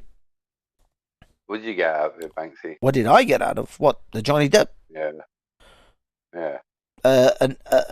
I'll tell you what, I don't know, a high five in the air. To know, I was amazed to know that Johnny Depp could just wake up and look at a piece of shit on the end of his bed and still go out with that woman. Well, yeah, that. But what actually we got out of it as men, as a global, if you like, Europe, the global community of men who have to live in these European countries who are fucking gynocentric and cuckolded, is that women fucking lie. And here is the proof that women lie. So when fuckers come along and tell you believe all women, any woman can destroy a man's life by simply saying he attacked me, he hit me, or he raped me. Any woman can do that and destroy a man's life. At least we can say, look at Johnny Depp. The bitch lied. This is the thing. Women lie. Cool. So at least we can point to that and say, here's a man with all the money and resources, and he got dragged through the fucking, over the coals because of this woman who went and lied about him. So if he can have that kind of shit happen to him, what happens to regular guys like us? Women can destroy our lives. They can destroy our reputation. They can absolutely destroy you in multiple ways. So that's how it is, man. Men could do that. No, men can't do it to women. That's not saying kids could do that. Men can't do it to women. You go ahead and try to bring up a rape charge on a woman. See how far you get. Go ahead and try to make an allegation of battery and what do you call it, assault from a woman, and see what you get. I have a video recordings of a fat bitch attacking me in Speaker's Corner, and I still couldn't get shit out of that. But there's ways of people doing things, man. You just got to get them in the right situation, with the right circumstances, with the right motive to do something, man. I mean, I'm a big believer in you engineer what's around you, man. Yeah, if it is that people are going to be doing stupid things, it's like, for example, you get the same person, you starve them, you seek to deprave them, and then you go, oh my God, I don't believe it, that person killed them. Well, yeah, like, he was starving, not sleeping, you're torturing the shit out of him, and yeah, that's what he did. Like, would he do that on a good day? No. Look, yeah, he did on that day. Understand me? So, like, that's what my point is, that a lot of things can happen. Like, for example, a kid could fuck your life up, bro. What you're saying, you can't. Kids can do it, but what I mean is, there you go. What I'm saying is that a lot of kids, they could, children could do it as well. But what I'm trying to tell you is that children are not in the same way spiteful and bitter because you slept with her but you didn't marry her. You know what I mean? You're a child saying that sort of shit. And also we know that children lie, and we scrutinize actually a lot of children when they make such accusations. We actually have a lot of ways of proving whether a child is lying. But men don't know women lie. No, men do. Dude, it's not about men. It's about the courts. It's about what you can prove and how the police will treat you. That's what it's about. This societies that we live in are highly gynocentric. Oh, Banksy is engineered for us to think like that, bro. Like, who in their right mind are you seriously telling me that? There's courts. All the people in the courts think that women don't lie. No, come on, man. They're just. Dude, okay, I'll give you an example. Take their side. That's just a simple policy. Hassan, I'll give you an example. This is one example. I wouldn't give it to the man. Look, I wouldn't give it to the man for the one reason, because it's not as cared as what generally a woman would care for a child. No, that's complete. That doesn't even remotely come up in. Dude, that is so statistically, that is absolutely wrong. That a man can't raise children better than a woman. Statistically, most delinquents, most people in jail. Your kid. Dude, it doesn't matter. After a child's rearing, that breastfeeding period is like a year maximum. Yeah. The rest of that child's life. No, it's not. The most important. Don't tell me it's not. No, the most important. Don't tell me it's not. It is. I'm gonna tell you it's not. I will beg you and tell you it's not, because I'll tell you why. I'll tell you why. Let me tell you, Hassan. You know how many royalties, royal families, rich people do not breastfeed their children. They don't nurse their children. Mothers don't nurse their children. Dude. Psychopathic, sociopathic. This is what you're claiming. No, they're not. There's literally thousands of years of children being reared by. You're telling me that these people have been nanny children that have never had real love, affection shown to them, and then you expect them to show you when you're working for them, and when the common person is thinking, you know what, no, this is a reward basis where I'm getting rewarded for my abilities to show my skills. Now, see, this is where me and you we do differ. I know. You really do see things, in a very black white. No, it's not black and white. It's I'm giving you statistics. Wait, let's get this right. So in theory, if I get a chimpanzee to teach how to feed your kid, does that make that okay? If you can get a chimpanzee to give you bottle feed your child for the first year, your child will not suffer for it. If a chimpanzee can actually, your child, will it learn how to talk? Will it learn how to look? Your child doesn't learn how to talk in the first year. Emotion, affection. Your child doesn't learn how to talk in the first year. Have you got kids, bro?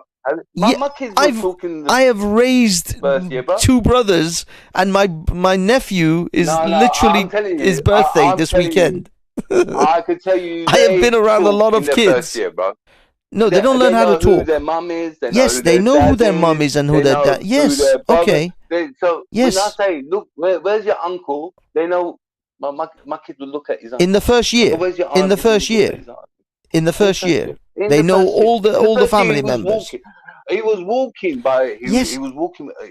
But again, wet nursing. And I wouldn't call my kid an exception. Dude, I wouldn't call my kid an exception. Was your kid talking? Was your kid talking at the end of the first year? No, not like we are. Not like we are. No, but was he even using words? Was he using any words after the first year? Words, 100%, 100% words, 100% words. Dude. Not. I wouldn't say there was a massive vocabulary. No, but was he even saying mama and daddy? Food. He would say food. He would say food, mama, anne, baba. Yeah, why not? But look, all I'm saying to you. Okay, let me try and break it down for you. The biggest statistics. Let me. Sorry. Hold on. Hold that thought. These statistics don't like to yes, cover. Hold the thought. They don't like to cover. Hold the thought. The royalty children are so much. I'm not talking about royalty. I'm not talking about royalty. I'm talking about regular people. I'm talking about. Regular people. Okay. But I'm not talking about just nanny children. I'm just talking about regular people. When it comes to your child becoming a criminal, going into jail, getting involved in all sorts of different issues, like with the legal system, with law, all of these things, the highest likely number, the children to end up in these things are those who come from single mother families, single parent families, especially the mother. Because the mother is because how the mum at home feeding the kid nutrients if No, She's no, out feeding working, is yeah. not enough to make a human being to become a No, decent you're wrong. You're wrong. human being in I'm society, sorry. a Yeah, functioning 100%, person in 100% society. wrong. 100% Breastfeeding wrong. is not the 100% wrong. key issue 100% wrong. of people. 100% Psychopaths have been breastfed. What? Many psychopaths grew up What? breastfed hold by on. their mothers. Wait, but breastfed. Jeffrey On Dahmer. what? Alcoholic milk. On cigar milk, yeah. No, dude. On amphetamine No, milk, yeah. no. Yeah. Regular mothers, Yeah, regular yes. mum and dads. Breastfed. Regular mum and dads breastfed. Yes, Yeah, breastfed. not taking drugs, not yeah. some crack whore, just a regular child being breastfed No. has grown up. And single mothers, I'm telling you, dude, I'm the statistics are talking- yeah, clear. I'm We don't agreeing even with you. nobody in the debates that fact anymore. Single mums, because when it comes down to if your kid's not in that environment, yeah, he's going to be lacking a lot of things, including good food, including a good structure. You're making the argument that just the woman. No, of course it's not just the woman. That for that woman to be in that situation, she needs a lot of stars and moons aligned. A lot of No, things need to be they aligned. don't. Well, They're it's not happening just- all the time. Yes, they do. Yes, they do. You got to have a good structure. What you're telling me that, Dude, you breastfeed someone in the middle of a cold crack, then is the same as breastfeeding no. amongst your family members. Is it the same? Dude, the fact is, single mothers No, sorry. are popping out every day, all day. It's not some rare event. It's not like 1,000, the sun and the moon and Jupiter have to align. It's just women who are fucking thoughts, who get laid, and then they pop out a kid because they know with a kid they're going to get child benefit and they're going to get fucking they're going to get a flat, they're going to get a house, they're going to get child benefit, they're going to get all sorts of different benefits the more kids they have. That's just what's happening in Britain, and single motherhood in America is just as bad. And the alternative is that you sign up for voluntary servitude, where your husband in some parts of the world tells you what to do and you just have to do it. No, that's not the alternative. The alternative is women not to fucking sleep around. You get the sim living with you that really he's just waiting for his day to be kicked out, to be replaced by some other. There's a flip side to everything, we get it. But the point is, what we're saying is, my argument is, if you want good raised children, breastfeeding is a part of it, but it also needs its father, it also needs structure, it also needs its routine, and all of these things, guess what, come with nutrients, because you run like an engine. I start putting shitty oil in you, yeah, you're gonna run. It's not gonna run on 100%, and it's like that with food. It's like that with sleep. It's like that with the environment that you sleep in. In fact, it's like that with the energy that you get from people around you, because they're in either a good place like the Queen is, or you're in a shit place where like the rest of us are. Yep. Okay, and look. Getting back to the bit where we're going to feel sorry for this woman is comical. And the nation has spoke in regards to that, because we don't see, again, the sympathy for, and I'm sorry to say it, but a paedophile producer. Really? Look, dude, one of her children became a bit of a fucking dick. You're literally saying she's a pedophile producer. She had 4 children. One of them fucked up. I mean, that's a little bit harsh. What was Charles? What was Charles doing? No, Charles didn't fucking nonce around. As far as I know, Charles doesn't have any of these allegations hanging over him. It's just Andrew. Out of Andrew, Anne, and Edward, and Charles, Andrew turned out a bit fucked up. And that's life. You know, shit happens. Not all your children come out as fucking, you know, even in the royal family, you still end up with one fucked up kid. How can you honestly, if someone raises 4 dogs and one of them ends up becoming some kind of fucking crazed animal that bites everyone, you suddenly go, this mother of this dogs just produces nothing but vicious fucking dogs that bite everyone. No, one of them fucking does it. The rest are fucking fine. You don't even know who fucking Edward is, I bet. I bet you won't even recognize him if you see him on the street. He is This like, was the younger one. yeah, he's the youngest, but he's like completely invisible to most people. They've all had their they've all had their moments. We've even got Charles currently. The most recent one was a suitcase snatching with loads of money inside. Well, I mean, And as I prior said, to that he. God knows what else. But he's not a fucking. He's not as bad as Andrew. These are like really gentle. No, I'm just saying that you can't say the Queen produced some fucked up kids. Bad as each other, really. When, well, I mean, on what scale? And when there was one of the girls like in the Caribbean, you know, having her little mass orgies, you know, and people tend to forget. Are you talking about Andrew? You know, when you go down to talking about Caribbean island. Who else? No, Who did that? I'm talking about the Margaret. I believe, is it Margaret, the sister to Charles III now? No, because they don't have a sister. No, there's no Margaret. There's Anne. There is a. No, I think you're talking about that was the Queen's sister. Was it her sister? That was the Queen's sister. I don't think that was Charles. Was it just three? The children, the Queen's children are 3 boys and a girl. It's Andrew, Charles, Anne, and Edward. But that's Anne, not Margaret. Anne, that's what I meant. Anne, the one that was caught in the Caribbean, I believe. Queen Anne, Princess Anne was caught in the Caribbean in some fucked up orgy. Really? Do you have a link for this? Because I really need to.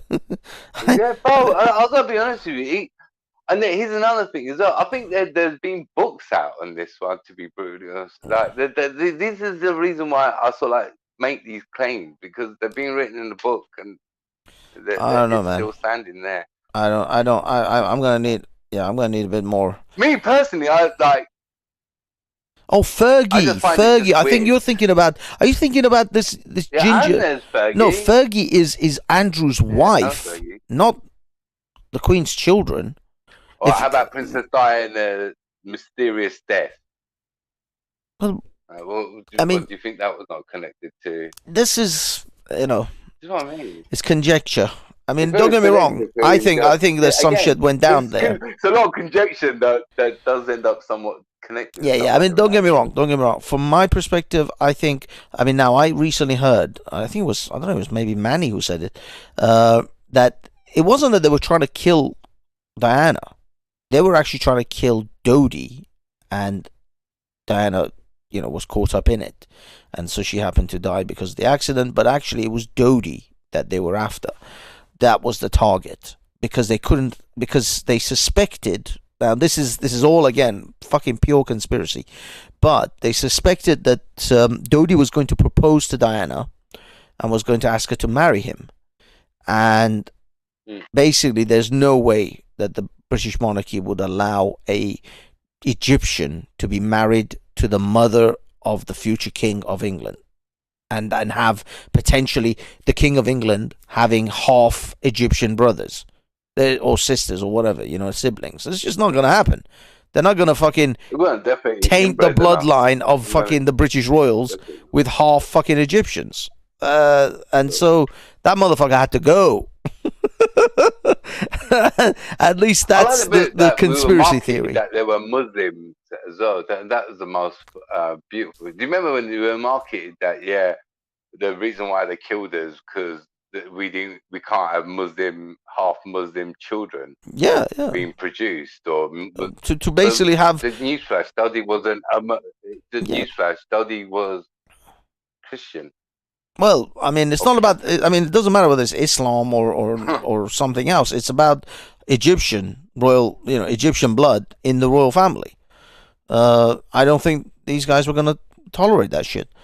I don't understand why they would be so against the Egyptians. If that's where the ancient civilization was supposed to stem from. I thought they would have taken that as a good thing. Really, I don't know. Yeah. I have no idea, man. Maybe you would think the pharaohs. My thing was that it was that.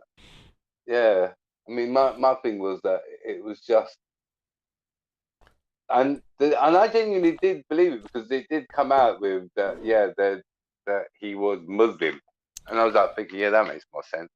If you're going to be pregnant, you wouldn't want the monarchy to be tarnished with that kind of responsibility. I could see like putting a bullet in their head is going to make much more sense than, or their bullet in their head or whatever, however that may be. But I mean, you know, and then Victoria quite sensibly says, "All shit happens." It was just an accident, but it is what it is at the moment. I mean, there's conspiracy theories. It's all over the shop when it comes to like 9/11, isn't it? Well, yeah. Well, I mean, to be perfectly honest with you, 9/11. Well, I mean, I'm not saying Israel. I actually don't think it was Israel. I think it was actually the American government themselves who were planning, who did it or at least not did it. But what I'm saying is they opened up the gates for those terrorists or those crazies to do it because they had plans in the Middle East. And the last 20 years, I think, is a fairly decent testament to what benefit has America got in the Middle East? Dude, if you don't realize the benefits, I know that. No, it's not. It's nothing to do with oil. It's not the oil itself. It is the petrodollar. It is the maintenance of the petrodollar and America's currency as the reserve currency of the world. It's got nothing to do with that. Yes, it is. It's got one thing to do with the security of Israel. No, you see, that's the problem. You hung up on Jews, 100%, and that's not the case. That is not the case. I'm hung up on it, but bro, I'll be honest with you. America had the most largest, and you can go and check it now. They had the most largest oil reserve at the time of when they still do. Happened. They still do. It weren't for anything to. No, they don't. Of course they do. What are you talking about? America. They're running guys. What is that? Why he's going cap in hand to Saudi? No, he's not going cap in. Again, this is what I mean. This is why you don't understand the geopolitics of this. America, you know how much? You know how many percentage? What's the percentage amount of oil that America takes from the Middle East? I believe 1. It's fraction. Yeah, it's even less than 1. Majority of the oil from America, for the American actual country, comes from. You know what 1% makes though of your world oil reserves? To get 1% of just that kind of revenue at £101 a dollar. No, but it doesn't. That's not the point. 1% of that market would be huge. Dude. No, I'm trying to tell you that the 1% is the amount, or not even one. I don't know whether it's 1%. I think it's more than that. But generally, the percentage of oil that America takes from the Middle East or uses from Saudi Arabia or whatever is nothing.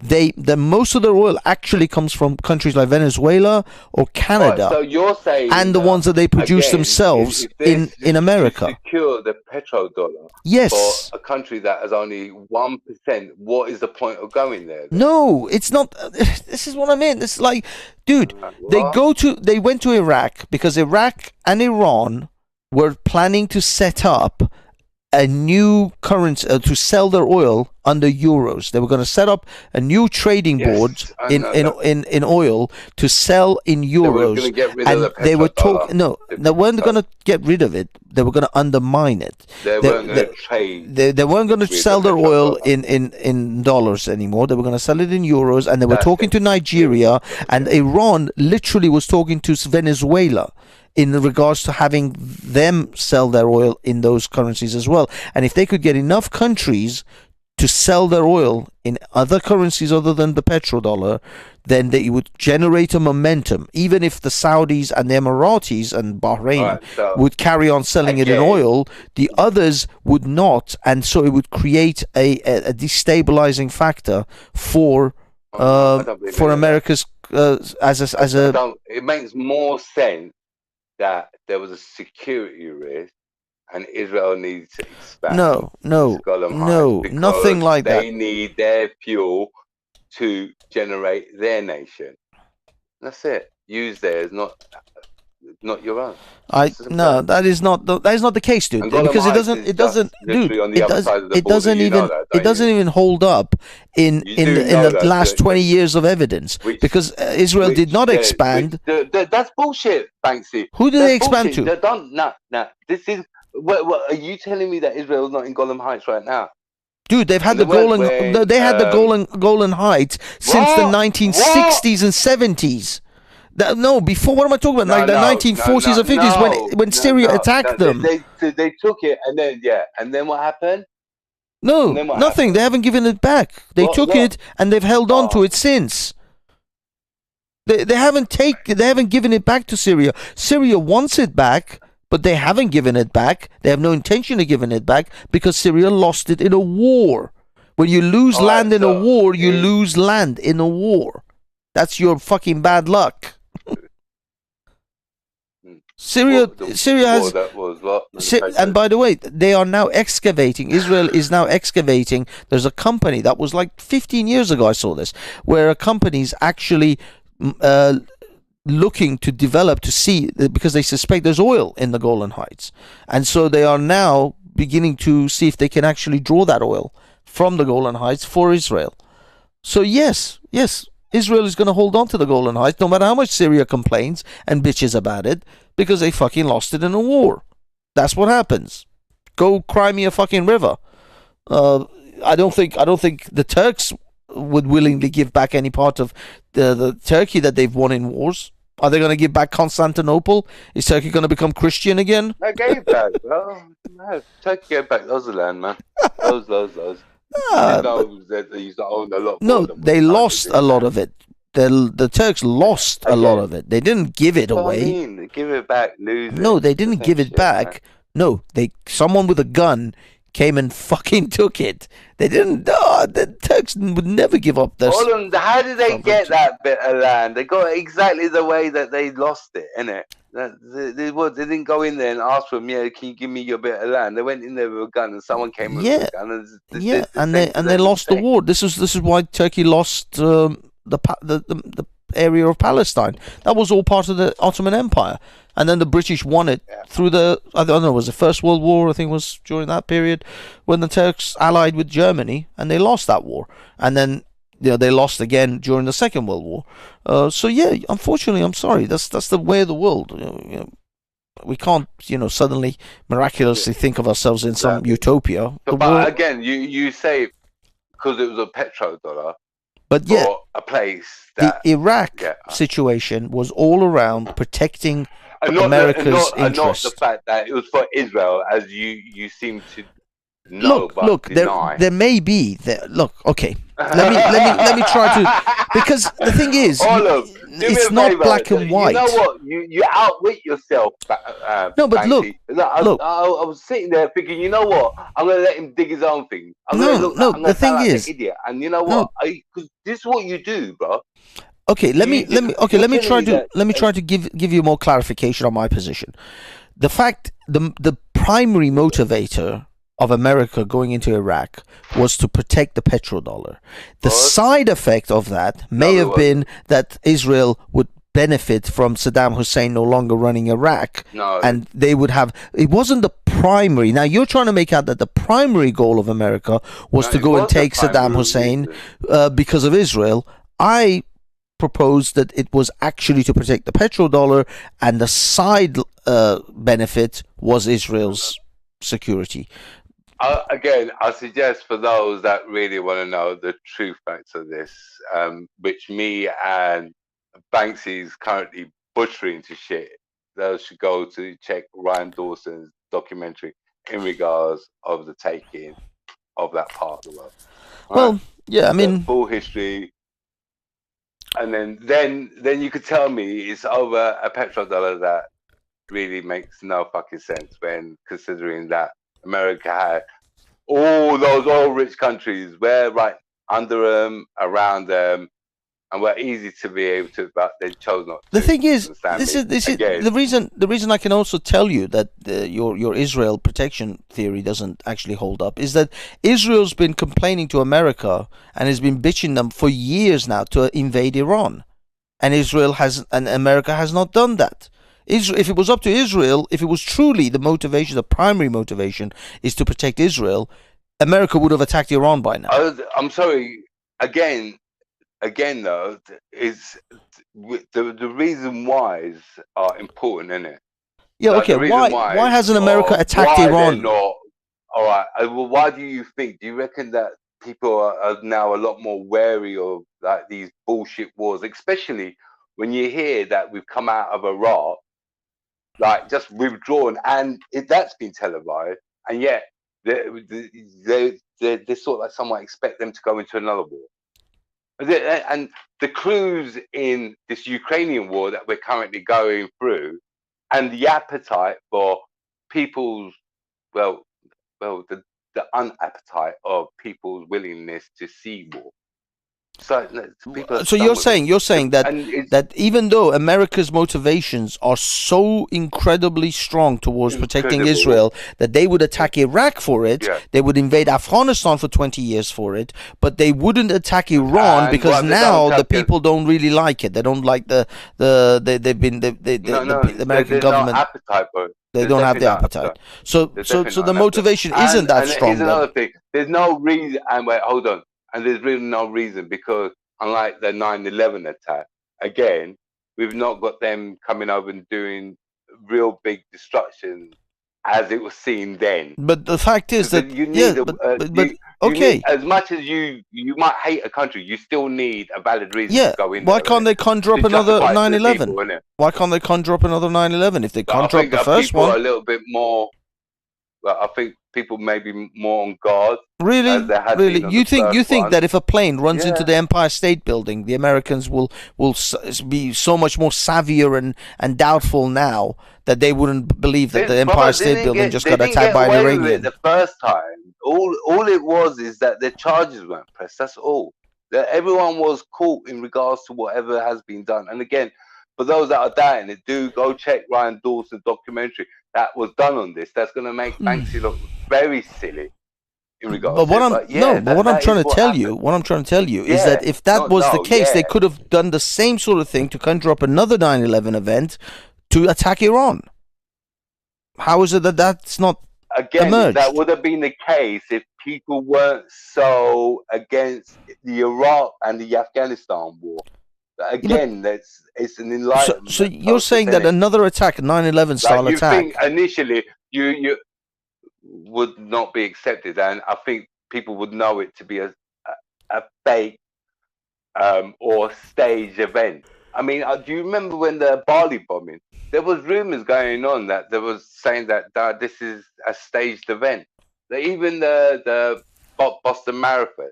Yes, the conspiracies are all over the shop. Going off. People were going again. There weren't. Dude, people were saying. Yeah, people. Again, I would love to get the answer from the questions that are. They weren't getting. I was getting. Dude, in 2003. In 2003. 2 years, 3 years, 2 years after 9/11, we were watching. I was 2 years after 9/11. Yes, right. Again, people were still doubting. No, dude, I'm trying to tell you, literally 1 or 2 years after 9/11, everybody was suspicious of the Pentagon attack. I was no, they weren't. Yes, they were. I don't know where you were talking, but the places that I was talking, literally hundreds of people were questioning the 9/11. The 9/11. Where were you? Lebanon, Beirut. No, Iraq, I was in England. Where were you? I was in England in 2001, 2002, and I was discussing this with people online. Dude, well, I was doing chauffeuring for a minicab office, and I remember everyone thinking it was terrorist. Everyone. No one thought it was fucking America, bro. I don't know what the fucking illusion you was on, bro. Dude, what fucking world? But this is what I'm saying. This is what I'm saying. You were not in the same circles as I was. I was literally talking to people. I have footage. I'm working with the public, bro. No, you were working with a bunch of cabbies. Show me.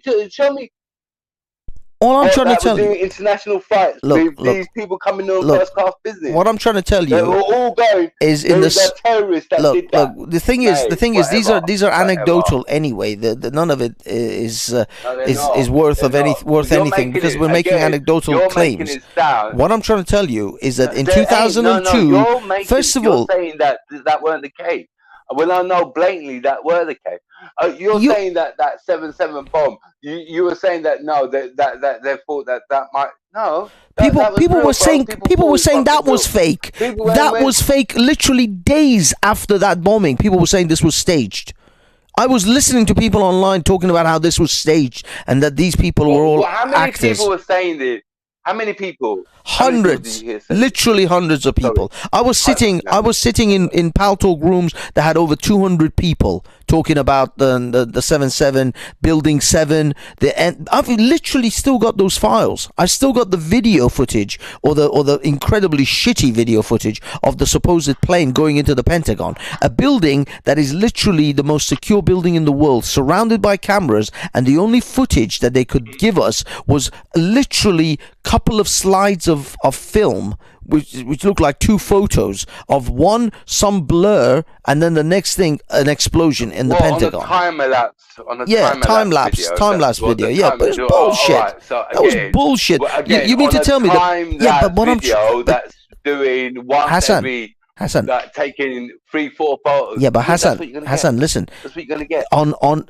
Yes, if I was working in a petrol station, they've got the plane parts there, you know. No, they didn't. They've got all the plane parts. They've got some of the parts, and then they claim that other people found an engine over here and an engine over there. I'm trying to tell you that in what's it called, on the Pentagon, which has cameras all over it, all they could give us was a couple of images of a time-lapse camera from a fucking blurred shit that you couldn't even tell if it was a plane or a rocket. This is what I'm trying to tell you, is that at that time, there were people questioning 9/11.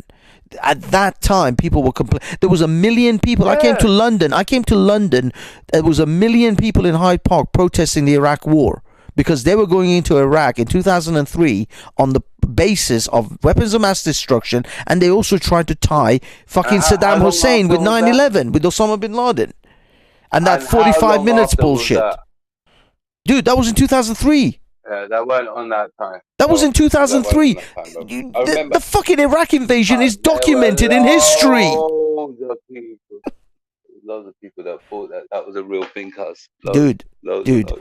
I had people literally in 2002 talking about holograms, talking about thermite being used in order to bring the building down in a controlled demolition.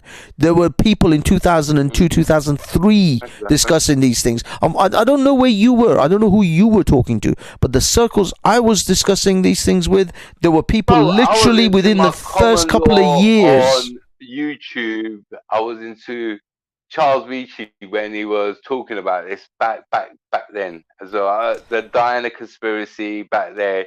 There's a lot of the stuff back then, Banksy. But I'm not saying the common. There was people that were talking, but the common narrative of your views to theirs. No, you would classify batshit if you were to say no, that was an inside job, dude. You're making it sound like no. Allow me to touch that, please, Banksy. I really sorry, just go on. you know what, just end thought. All right, now when you say no, look, that's an inside job. The intel gets proven a lot more far. There is not just that I think this is what. No, they go, look, this is what's happened, because this is the proof, and this is how. Back then, you're talking about a camera that was on a time lapse thing. If you said for a time lapse to take 3 pictures in a second instead of running that whole second, obviously you're gonna get fucking that kind of picture. Like, what were you like? What were you expecting? What, like, for the camera to take pictures in between that then seconds that it weren't meant? No, you're not getting my argument. You're not getting my argument at all, bro. Do you know how time lapse fucking cameras work, bro? Just listen to me. You know the reason why again, time lapse. I'm not talking about the time lapse. So they don't hold that much information, but do you? I know, but Hassan. Why would you? The Pentagon. 3 pictures of the 1 second. No.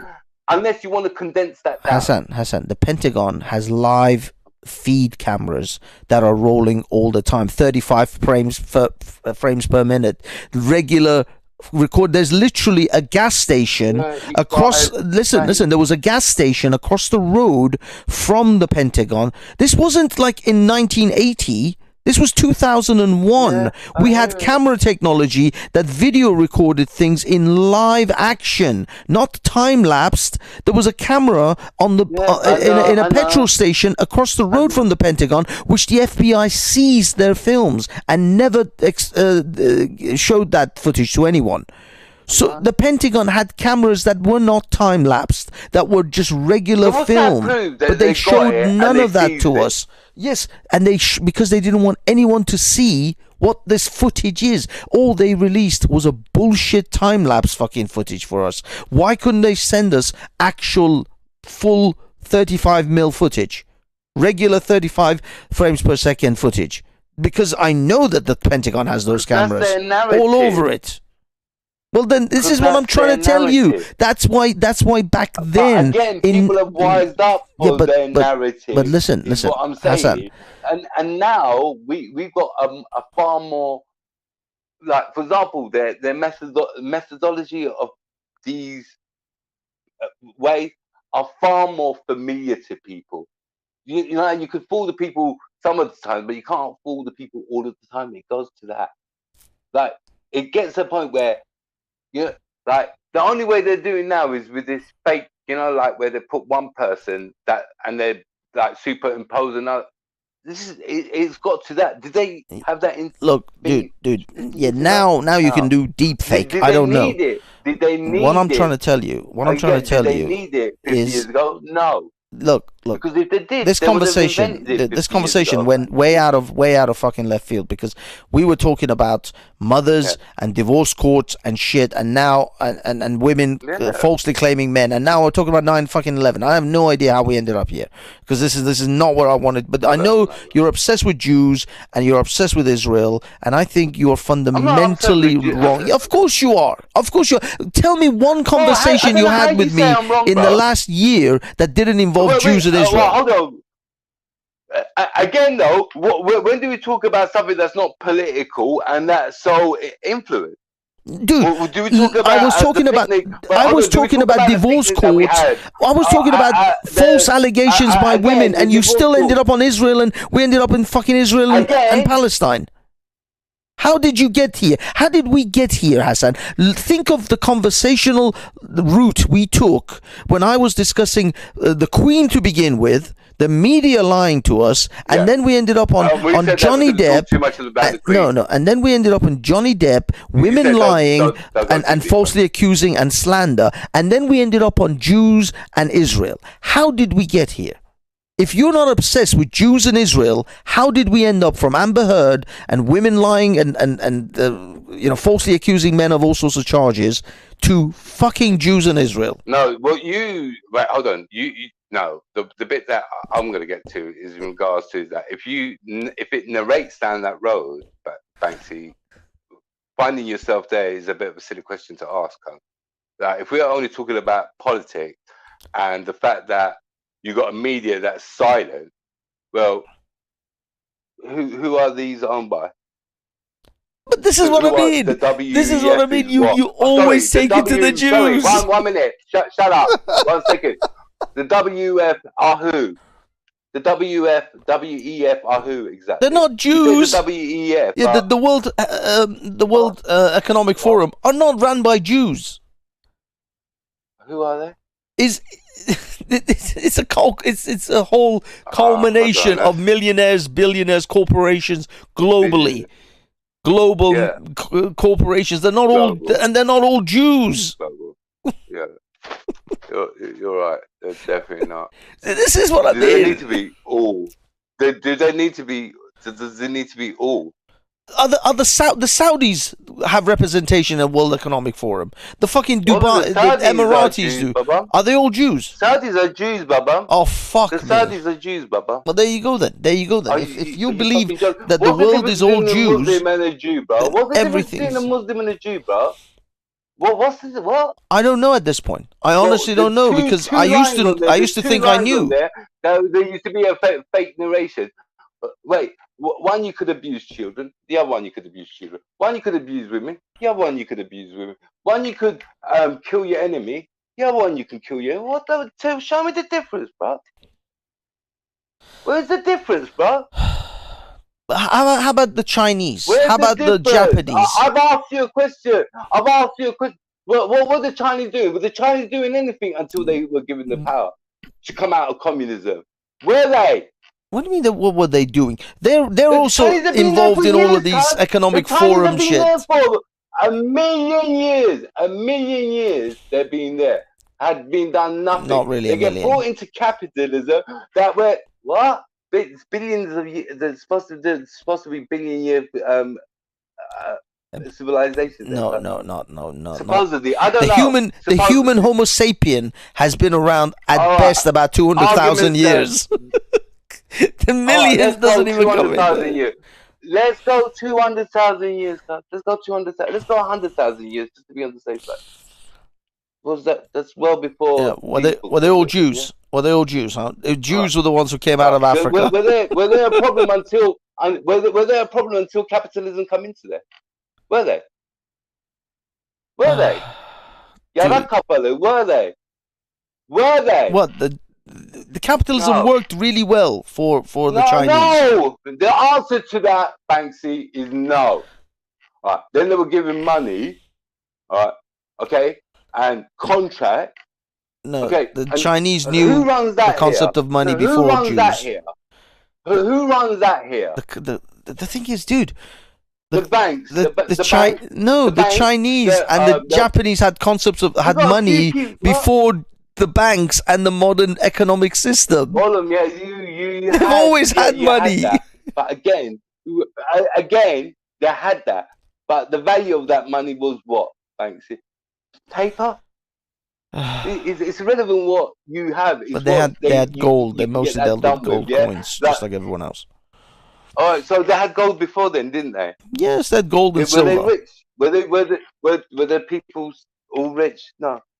There were a few rich people there that dealt gold, and the others were what? Well, yeah, working amongst themselves. They were driving Bentleys, yeah. No, it was a feudal system. I mean, how far back are we going here, dude? But how many fucking Bentley drivers? There's loads of Bentleys get exported to China now. I can't remember that happening prior capitalism, and Bentleys have been around for a long time. Not thousands of years. The arguments are mute, bro. Dude, as I said, you are obsessed with the Jews. My point way is, too much. It's not obsession. My mind is that people have just got to accept that that's what it is.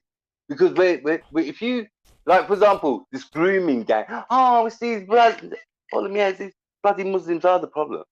But if you think these Jews didn't give them the fucking houses to live in, and allow these Jewish lawyers to give them the grace to get away with their crime, you Christians wouldn't have the fucking issue of these. Well, the thing is, the way you make out everybody's a fucking Jew, I don't know who's a Christian. How do you know who's a Christian then? If everybody's a fucking Jew, if the royals are Jews, even though they're the head of the Christian church. Too many of them. They've been sending them to their wars since they've decided. So I don't think there's too many of them. I really don't. And I'm under no illusion that they don't happily self-fucking cannibalize their own either. Was Ataturk a Jew? We've just seen that. Yeah, wasn't he not? I don't know. I thought it was At amazing, this point, bro. I don't even fucking know. I always thought he was. Ataturk was a Jew. I thought he was a Jew. So who all the leaders? Is Erdogan a Jew? Who are they? What? Do you think they're gonna put people that are not that? The person that is not in their power, they're going to put that person in there, or they're going to put someone that. So Erdogan is a Jew. Probably Khomeini is a Jew. What you call it? Khomeini. What's Erdogan doing now? Putin. Or what's Erdogan doing now? What's Erdogan doing now, bro? I don't know. What is he doing now? Erdogan's allowed these fucking Israeli ships to dock on their shores. But what are you talking about, Card? Just because on the outside they look like they're enemies. Just because on the outside they look like enemies, it don't mean they ain't sucking each other's cocks behind closed doors, Banksy. No. But and the fact that a sand idiot in Saudi Arabia is going to be allowed to keep that money. Keep sleeping, bro. Keep sleeping. You think these people can't have these? They've had people in supreme positions getting shot to fuck, walk away from. You don't even know Ghislaine Maxwell's in prison, bro. You've not even seen a picture of her in prison, bro. Well, I presume she's in prison, but I mean, do we have to see it? Do we have to see her in prison? Is that the only way that you'll be convinced? Would you like to book a visitation? the weirdest thing is we would have liked to have seen her in court, but we weren't allowed that. So what do you reckon the chances of seeing her in prison is going to be? Look, So, I mean, again, it's you're really drawing. weird. We're pulling at all different areas now, and now we're in Ghislaine Maxwell situation. I'm not gonna deny. Obviously, Well, Epstein was a Jew. Biden, Maxwell is and probably a Biden Jew. with what's going on with But again, Ukraine at the moment, okay, that was Joe Biden linked to with a Burisma. That's got no connection to the Epstein saga that's currently funding Lockheed Martin, all those billions. Epstein No, is it's got no funding it, connection whatsoever. or America's, or the president is. Who's funding it? Would you reckon do you reckon Epstein's doing it? I don't know. You just think said. Epstein's You just doing said. Or do you reckon Epstein might be putting towards the kitty fund? Epstein isn't Get Epstein the dead? intel or Is he? Do you think he's dead or is he alive? I don't even think. Do you think he's dead? Do you think he's dead? I'm gonna go with yes on that I one. don't think he is. You don't think he is? All right. Is he like? Just, Well, as much as Ghislaine went to prison, yeah. but you I don't think- believe that she's in yeah. prison. You think that she's? I really don't. But they've not seen a picture of it in court. Dude, obviously the media was gonna. I mean, yes, because we know that no one's Obviously. even bothered to look into Epstein's black book and see if they can bring up other people on charges. The only person that got caught in the shit was Andrew. He got caught with his pants down because he had pictures with that girl that he supposedly never slept with, and also there's pictures of other people with Epstein, Trump, obviously the Clintons. But those are the only ones that we have pictures. Yeah, Bill Gates. Yeah. Those are the ones we have pictures. But obviously, in his black book, no one else has been prosecuted. And I believe there was also the one that used to run, I believe, a power plant that was in Ukraine, and he was also found there as well. And he was supposed to be in the proper inner circle with him as well. So, yeah, again, like, why are you so against, like, No, I'm not is against what that. it is. That's Like, obvious. And there's another thing as well. You could like, when you say against, that I'm not against it. I just want people to just know what the issues are, so then people could then go on to fixing it. Because if you think the issues with the Muslims when really it's not, then you've just wasted your time. Like, just cut the head of the snake. And I don't mean that literally. Like, don't go doing something stupid. Just Be deal aware. with that. Like, But if that's the issue, I'll be honest. I just think you're that's the obsessed with the issue. Jews, dude. I think you well, if you credit the if Jews you with far more than they control deserve. Everything in what do you mean credited? You basically Well, they think they give should credit deserve for all the the different credit. They- fucked they- up things that are happening, and I don't think fucked up that's the Jews. I think that's just to do with people who are powerful, money, Yeah, just like and interest. 9/11. 9/11 were, according to you, who? According to you, who was 9/11? According to me, the 9/11. Well, Okay. Can I explain? The 9/11 situation, according Please. to me, to Banksy's theory, is Americans required, because there was actually a think tank in the 1990s called the American Project for American New Century, and that think tank proposed that in order for America to meet its goals in the new century, in the new millennium, this is before the 21st century, it requires not a 9/11, a Pearl Harbor event in order to rally the American population behind all the goals that America has for the new century. And lo and behold, after that think tank's suggestion, 9/11 happened. No, it's and 9/11 was So we'll just take the was most an event intelligent that the people American in government. our structure, and what we do is we'll No, just, let me get to go down the and we'll let me get to the end of this. 9/11 was an event, the Pearl Harbor event, and attack ourselves. which the American government needed in order to attack and achieve some of the goals they needed in the Middle East, which was to protect the petrodollar, to make sure that anyone who threatens the petrodollar either is removed or gets a very, very strong message not to mess with it. You know what happened after Iraq got invaded? After Saddam Hussein was deposed? No. Sounds so weak.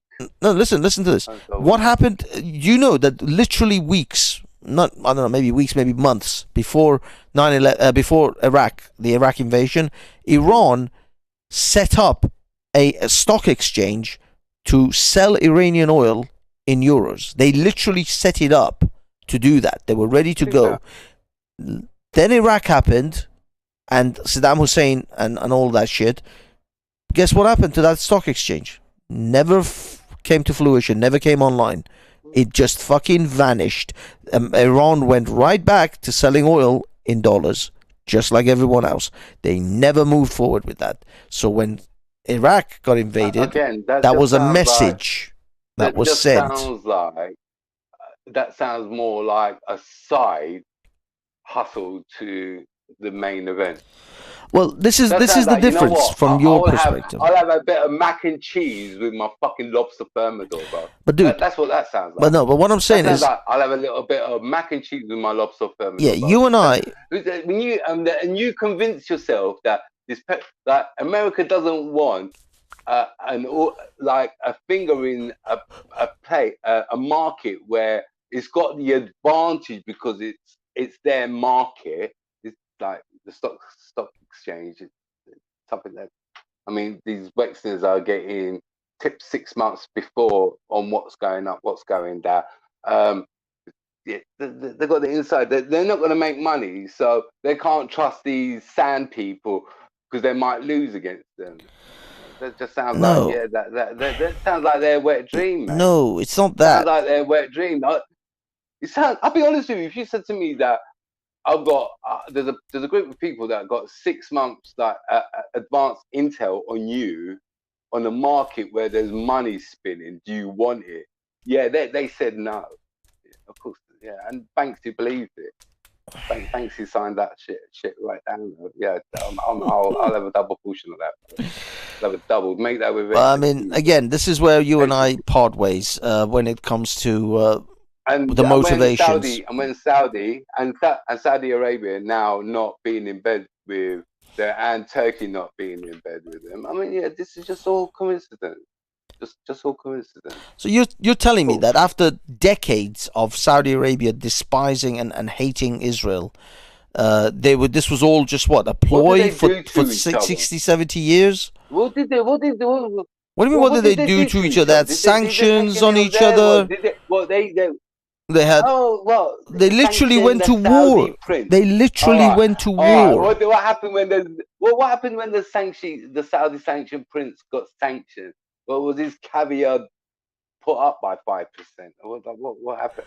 No, but what I'm saying, they don't give a shit about their people. They simply didn't have good relations with Israel for decades. You know. When I was flying to Dubai in 2013. I don't know about you. Do you know where? Let me tell you. Have you been to St. John's Wood? Have you been to St. John's Wood? Yeah, I've been to St. John's Wood. Yeah. I'll tell you where it goes. It goes Jewish house, Saudi house, Jewish house, Saudi house, Jewish house, Saudi house, Jewish house, Saudi house. I don't know about. And these are the people that can't live together. They can't live together. No, they can't. It's nothing to do with they can't live together in England. No, they can live together in England because they have to. It's not that they can't live together in England. No, they can't live together in the Middle East. No, they don't. No, they don't. No, they don't. Look. Because we got people that supposedly should be able to. That example should apply to them, but they can't. Yeah. In this nation, we've got the same group of same people that can't live together. Let me tell you. But these ones can. Yeah, let me tell you. In 2012, I was flying to Dubai, and we were going to have a stop off in Saudi Arabia. Let me just finish this, dude, please. We were having a long stop off. On the way back, we were having a long stop off in Saudi Arabia. So before we fly, I looked up visas to go into, Riyadh. I thought, okay, we're going to be in Riyadh for about 6 hours. I think it was 6 or 8 hours. So we might as well go into Riyadh, walk around and just check out Riyadh. but you need a visa. You can't just go to Saudi Arabia with a British passport. When I was looking up the visas for Saudi Arabia, if it said clearly in 2012, if you are from Israel, you will not be granted a visa into Saudi Arabia. There was the only exception, the only country in the world that had that firm exception of absolute rejection of your visa was Israel. If you're an Israeli passport holder, you will never get at that time, never get a visa to go into Saudi Arabia. Now that has changed because of Trump. They had the Middle East Accord and all that, and now, it's open. But in 2012, the only country in the world that Saudi Arabia wouldn't allow was Israel. Everyone else was fine. Hell, you could fucking go into Saudi Arabia from Iran, but you couldn't do it from Israel. So these are the chums you're talking about. But again, that to common people, like, who gives a fuck what happens to them in that sense? You make that sound like as if that's the real, like, important sticking point here for them. Well, no, what I'm saying is, if you were claiming, from there, they've joined up, and now they allow airspace to happen. And I believe the amount of funds that I can't remember what way it went, but now funds are exchanging over. From that to that, it became. According to you, though, Banksy. Okay, personally, I don't believe that there ever were enemies. I don't, because again, it's why would you want? Sorry, I'm gonna touch down, and I promise I'll shut for about 5 minutes. Like, why would you let your opposition have control? That is not. That's not an option. Like, it really ain't. You like, Turkey had Ataturk, and we all thought, oh yeah. But it doesn't mean that because they do good things that they're not plotting against you. And I can give hundreds of examples, but I'm going to allow our guests. Let's see Chris. Well. Let's bring Chris in. What's up, Chris? How's it going, dude? No, I've got nothing particular to say. I was just going to join in with the conversation, like, if there was an opening, man, All right. Go for it. What do you think? Normally I come on a channel and I see what you're talking about, but, I haven't really, I've just jumped kind of straight on, so. All right. So you didn't actually listen to the conversation that we were having prior? Kind of. I heard you talking about Turkey and stuff, but. All right. So what's the last thing we discussed was Saudi Arabia and Israel. Hassan's claim is that Saudi Arabia and Israel were never enemies, that they were actually always working together, which is, is his particular view. Do you have any thoughts on that? When it comes to politics, man, like, or, other countries, there's benefits of being allies, but I can't make politics out, really. It's like, for example, when Trump went to Russia and they met, everyone thought they weren't going to be friends, but Trump and Putin, like, were friends. So, but the two countries you lot are talking about, I don't really know much about their kind of friendship or as countries, All right. In general, man, like, yeah. I'm with you. Okay. Let's pivot. Let's talk about the current thing. The Queen passing. What are your thoughts? I take it you're British. You're in England. Yeah, I'm a Londoner. I heard yesterday my dad actually texted me and said the Queen died. Yeah. But that's all I really know. I don't know how she died. Like, Okay. Was it just old age? Was there? Well, yeah, she was 96. I'd say old age played definitely a part in that. 96 kind of. Yeah. It wasn't nice though. I got a message from my dad, and like, it starts off with, "Hey son, I love you. I got some sad news." And I was scrolling down, and I was thinking, like, "Oh shit, not one of my family members has died, have they?" Oh. And, when it got to the Queen, it was kind of a relief.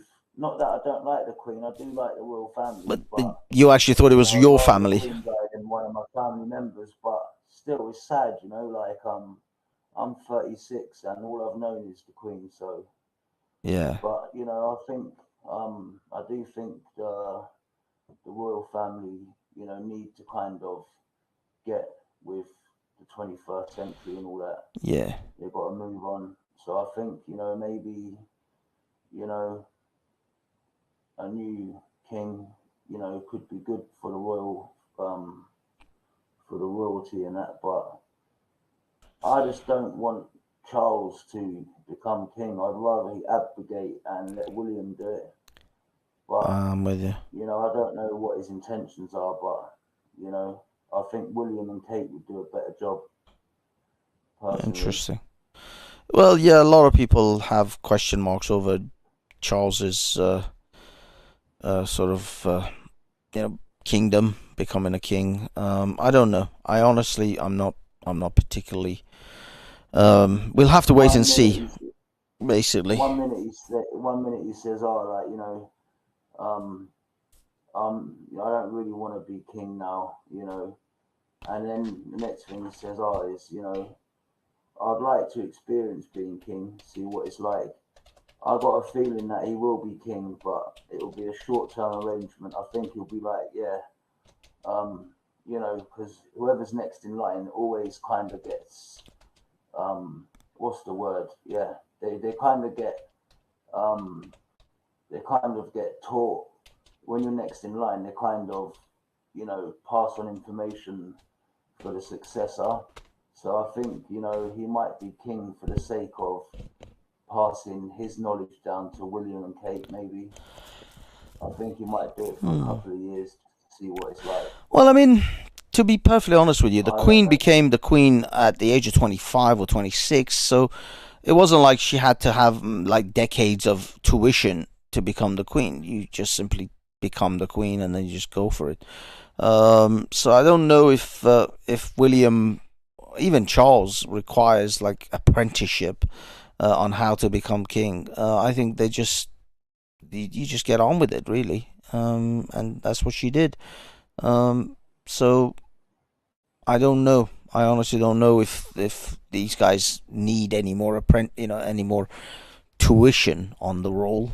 It is just something that they're born in. Yeah, it's a bit sad though, you know, kind of Harry kind of falling out with the royal family. You know, I bet he's gonna be, you know, he's gonna be like, I wish things weren't left like that with my grandmum, you know.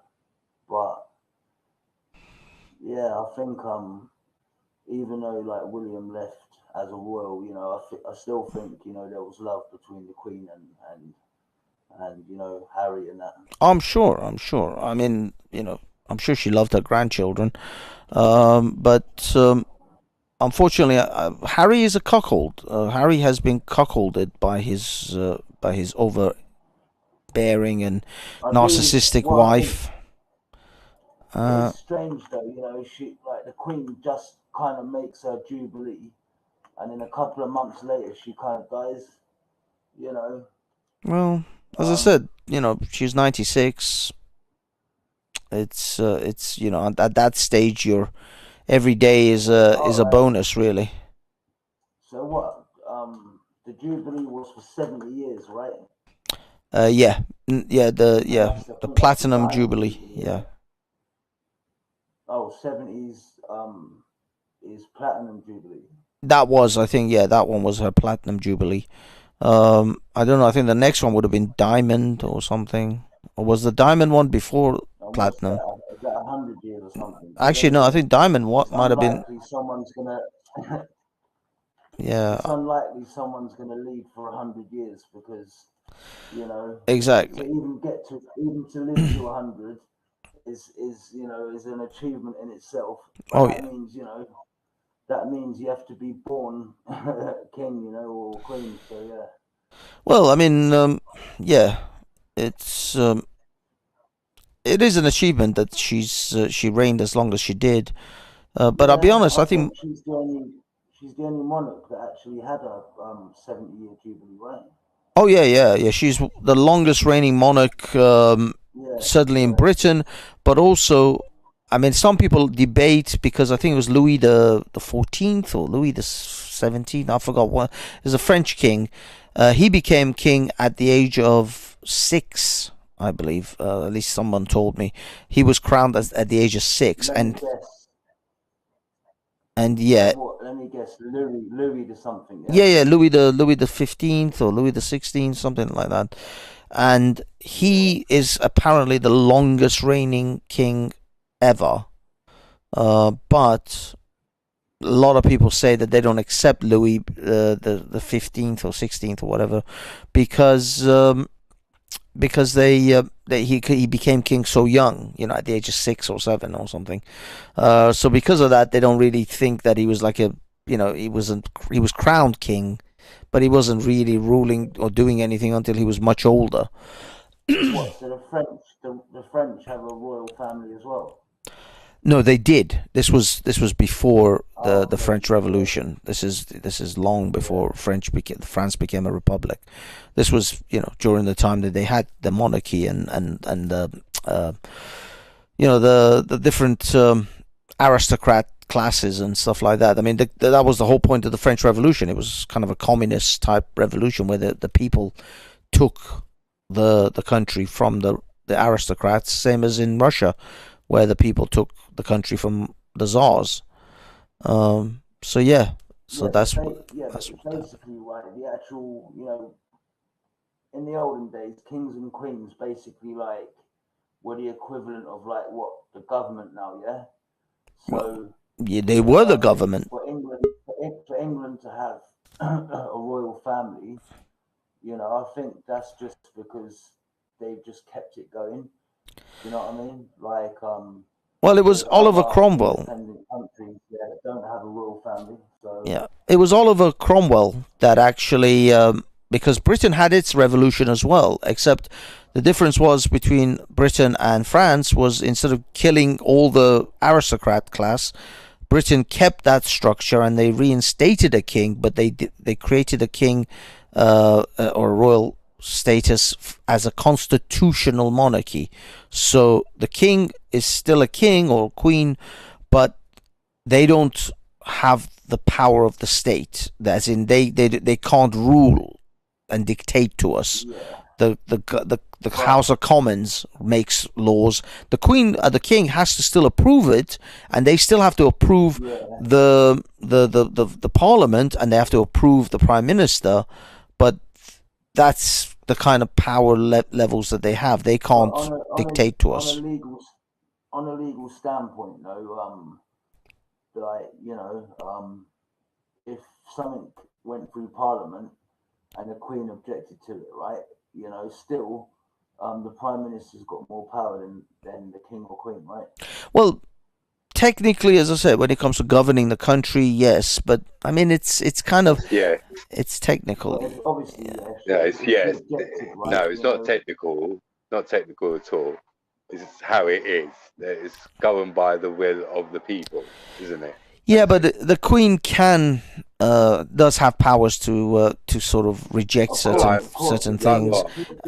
She can if for example I get that she can, but what can she do? Well, that's what I mean. I think she does. I mean, for example, if it's her, it is her cabinet, it's her government. So in order for a government to be formed, she has to approve it. If she doesn't approve it, then that government is illegitimate as far as the system is concerned. For example, the law, like the Queen can never be prosecuted for anything. Yeah, just bear with me. The king and the Queen cannot be prosecuted for anything in this country because it is the Crown that prosecutes the individual. So if I break the law, if I go and steal something, the Crown Prosecution Service prosecutes me as a citizen or actually a subject against the Crown. The Crown can't prosecute itself. So that's why the King can never be prosecuted, because the Crown can't prosecute itself. These are the sort of levels of power that they actually have. It's never, they don't enforce it, they don't impose it. The royal family just sits at a figurehead, but they actually have power. Yeah, but what I'm saying is, England's a democracy, yeah, where the people vote, right? It's not a democracy. That's the thing. It's a constitutional monarchy.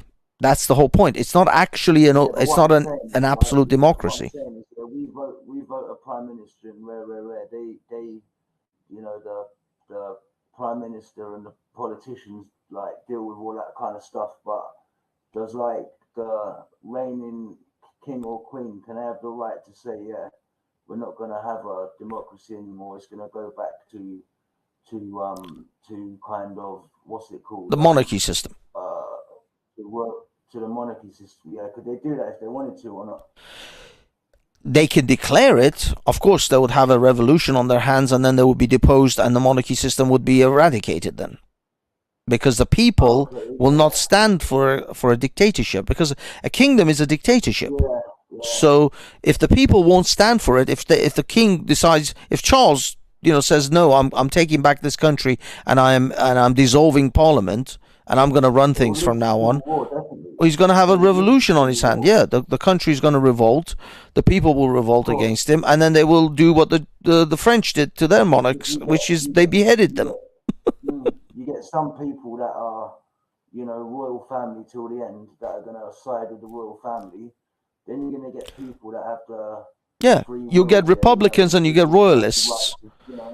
Yeah, you're gonna end up with Republicans versus royalists, and then you'll have a civil war in this country, like they did with Oliver Cromwell. And Oliver Cromwell won, but he even though he beheaded the king at the time, he then appointed, I think, his son or whatever as the king, but under a constitutional monarchy system, so that the king is a figurehead, but it isn't governing the country anymore, doesn't have the power to govern. At least that was the system that Cromwell decided for Britain. The French, Germans, other people decided other things. Anyway, speaking of Germans, we have a German on the panel, Mr. Erendor. Hello, how are you, sirs? Hey, can you understand me? Yep, can hear you loud and clear, mate. Okay. Come in on this. What do you think? How are you? First of all, tell me how you've been for the last few months. I haven't seen you for ages. I think, wait, I joined, it was 1.5 months ago or so when I joined your panel. I think it was with Jeddah, I think, or what's her name again?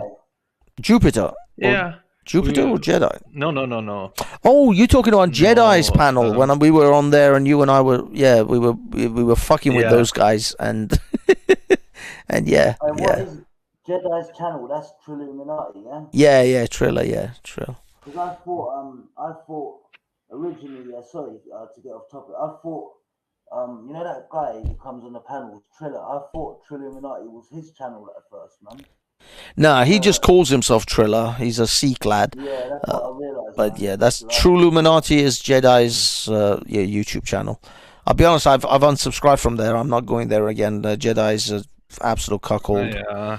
I was like, well, it is what it is. It's his cuckoldness. He wants to be a cuckold on his channel. Then good luck to him.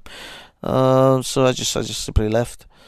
But it lost a lot of substance, I would say, over the last month. Well, yeah, But anyway, go on. It is like, it's a lot of gossip. So I think that is the energy that the people there want. Anyway, I was grinding for the last 24 hours, almost exclusively, all about different peoples having different takes on the whole situation. Mm-hmm. And on Twitter as well as on Telegram, I was grinding nonstop. So what did you say you were writing? I was commenting the whole time on my Telegram channel from the beginning, and then later my opinion really didn't change, and it was kind of awkward, I have to say. I was getting some kind of energy that is almost like metaphysical. I was experiencing what many patriots in Britain and royalists in Britain was feeling, because the easiest I can describe it as a similar feeling that I had with Notre Dame.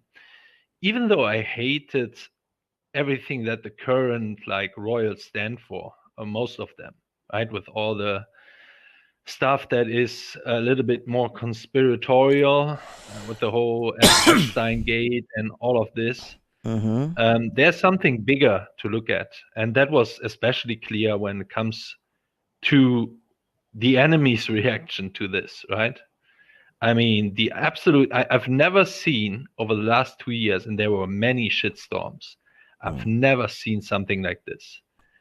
These people were coming out of everywhere, having hundreds of thousands of likes on their vile tweets about the Queen, which from the enemy standpoint on, right?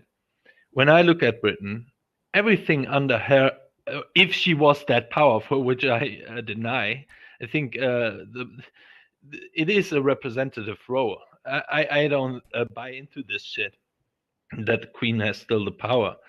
And if you think so, it has been under her rule that the whole, empire was decolonized. They like this word. Yeah, but in modern royal times, the royal family is more of a kind of like, it's less of power and it's more kind of like a British symbol, like a kind of yes, like, It's a token. and that could be it's more symbolic than that could be very power. powerful, and I felt this power yesterday. It was a similar feeling as I described, like with the loss of Notre Dame, in my opinion. It is a symbol not only of British tradition, British identity, so to speak, that the whole kingdom thing, right? It is everywhere in Europe. We have this tradition. I mean, it is comparable that I also like compared it with Lord of the Rings, and why I'm so pissed about this. It is because it is deeply ingrained in the European spirit. This kind of knighthood, tradition, like aesthetics, and the Queen really represented still the old kingdom, even though it was an illusion, right? Because everything around this illusion, this representative role, is collapsing, right? So it was almost like a sweet dream that bursted now. And I think many people are speculating now that this will have consequences, that that Charles, for example, is not able to still maintain what's current of the United Kingdom, which means like Canada or Australia, they will now demand that they are a sovereign state or something, that they have nothing to do anymore with the Queen or the King ruling over them. Yeah, but it's not So- that they can't just do it like that. They have to have some kind of referendum in the country to see Guys, if people want one that. sec, guys. It's funny you should say that, right? Did you not know this, Banksy? Right? You must have heard of that guy who does the guy who picks things up, Tony Robinson. yes. He done a program, right? And apparently, 500 years ago, the royal line was broken, and the actual Queen isn't legitimately the real king. She's not meant to be the actual Queen. 500 years ago, there was there's proof that the Queen or the King's wife 500 years ago, he was away when one of their kids was conceived illegitimately, and technically the Windsors should never have or even any king or queen from 500 years ago is not a genuine, or didn't have legality to actually be king or queen. Did any of you hear about that? I've heard about that, yes. Yeah, there's a program. Oh, the current, you mean the current royal family are not actually the real lineage, or they're not from the lineage of the original. Found, in archives recently, they found evidence to support rumors, because before it was just rumors till they actually found the evidence in the archives. But around 500 years ago, there was a king of England, and yeah, basically, the queen, the king's wife, apparently had an affair with some blacksmith or something. Anyway, cut a long story short, a documentary was done, yeah, with that Tony Robinson, and he, using genetics and that, he actually tracked down who should really be the actual king, and it's a guy living in Australia, man.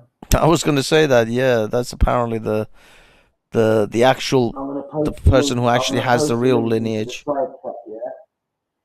I'm gonna post the link into the side chat of that video anyway, about the royal family, like technically from 500 years ago, the royal line got broken, but Yeah, but to be honest, yeah, it doesn't really matter. It doesn't really. These are just pageantry and show for this isn't about like who is the real king.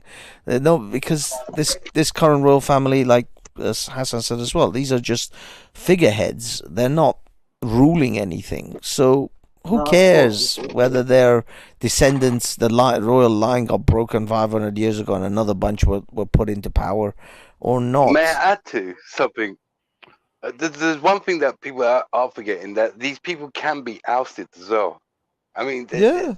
it's not, and it only calls for a referendum, which only needs a few signatures, and then allow the ball to roll.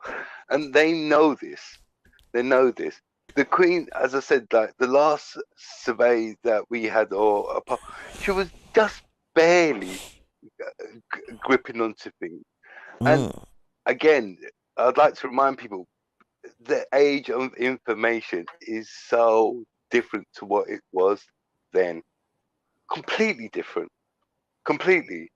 And that's what it's come to. And I'm not going to say nothing more than that. I'll leave the floor to you guys now. Anyway, I've just put the link into the side chat of that documentary about the real king of England, if anyone's interested, but yeah, I'll just sub to your channel as well, fancy man. Yeah. A funny side note, if we are with the whole legitimacy and so on, did you know that there's a German hymn, I think you call it in English, that is very similar to God Save the Queen? Oh, okay. It's called Heil dir im Siegerkranz. So fancy, yeah, there's definitely some connection there. You got 2.9 thousand subs, yeah? For me, yeah, it's like 2,000. It's all right. One anyway, thing. Let's get some quick takes in, okay? Yeah, go on. So one take I liked was this whole thing about yesterday. A lot of people underestimated where the Overton windows stand.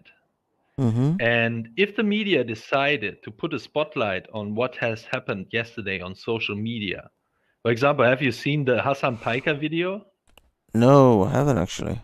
Oh my God! Paul Joseph Watson has mentioned that video. So after he, was like crying about Sam Hyde, he basically danced on the grave of the Queen.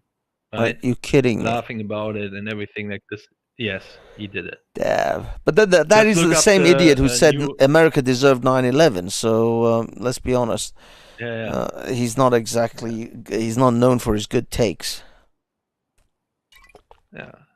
All I'm saying is a lot of people, and it was how did I forgot who mentioned that, but it was almost like a temporary political correctness from the traditional right. That was for a temporary time, only yesterday and maybe a few days later, that you cannot criticize something like the monarchy, right? And a lot of people didn't get it on Twitter, and they have basically just spewed out the most vile things that you can imagine. Yesterday, it's not even that you can't. It's not about whether you can or you can't. I mean, obviously, an American doesn't have to abide by any British sensitivities, or a Brazilian, or I don't know, an Iranian in Iran. But for the Well, it's people of social Britain, power. yeah, but for Social power is very, very powerful. And the social power, even when it comes to the mainstream yesterday, was on the side of the Queen. And there was no criticism allowed, basically, from almost everyone on the mainstream. God, I saw even Jeff Bezos criticizing that one viral tweet of this yeah, there was some girl. guy, yeah. Imagine that. This is the guy It- under his company is producing the most woke shit you can imagine, right? yeah, but So even he came out and said, it's not that whether you you know, can't. It's just, dude, as an Iranian, I have a laundry list of shit that I can say about the Queen. I can drag her through the mud all day if I really wanted to, and I have and the amount of jokes that I received on my WhatsApp was unbelievable. And I'll be honest, some of them are quite funny, but it's not the right socially not time. acceptable. Let's say that. Oh yeah, Right? there's They won't get it's punished. They don't lose their job. They don't get investigated for hate crimes by well, the in Britain police you or might. In Britain, anything. I think if Yeah, you do, because maybe. we've actually got what's it called? Something grossly offensive, a law that you could go to jail for being grossly offensive, and that's what Count Dankula got done under. So we literally, you could go to prison if you make some crass joke about the Queen right now. I'm not joking. In Britain, easily they'll take you to jail. That's why I had to tell fucking Hassan to chill, because God knows he's a random Ding dong. random unpredictable The witch is creature of dead. nature. So yeah, I had to dude, we're gonna fucking end up in jail because of this shit. So yeah, in Britain right now, yeah. Yeah, have you seen? And maybe this is the thing. It must be demanded from the public, right? That they investigate this shit.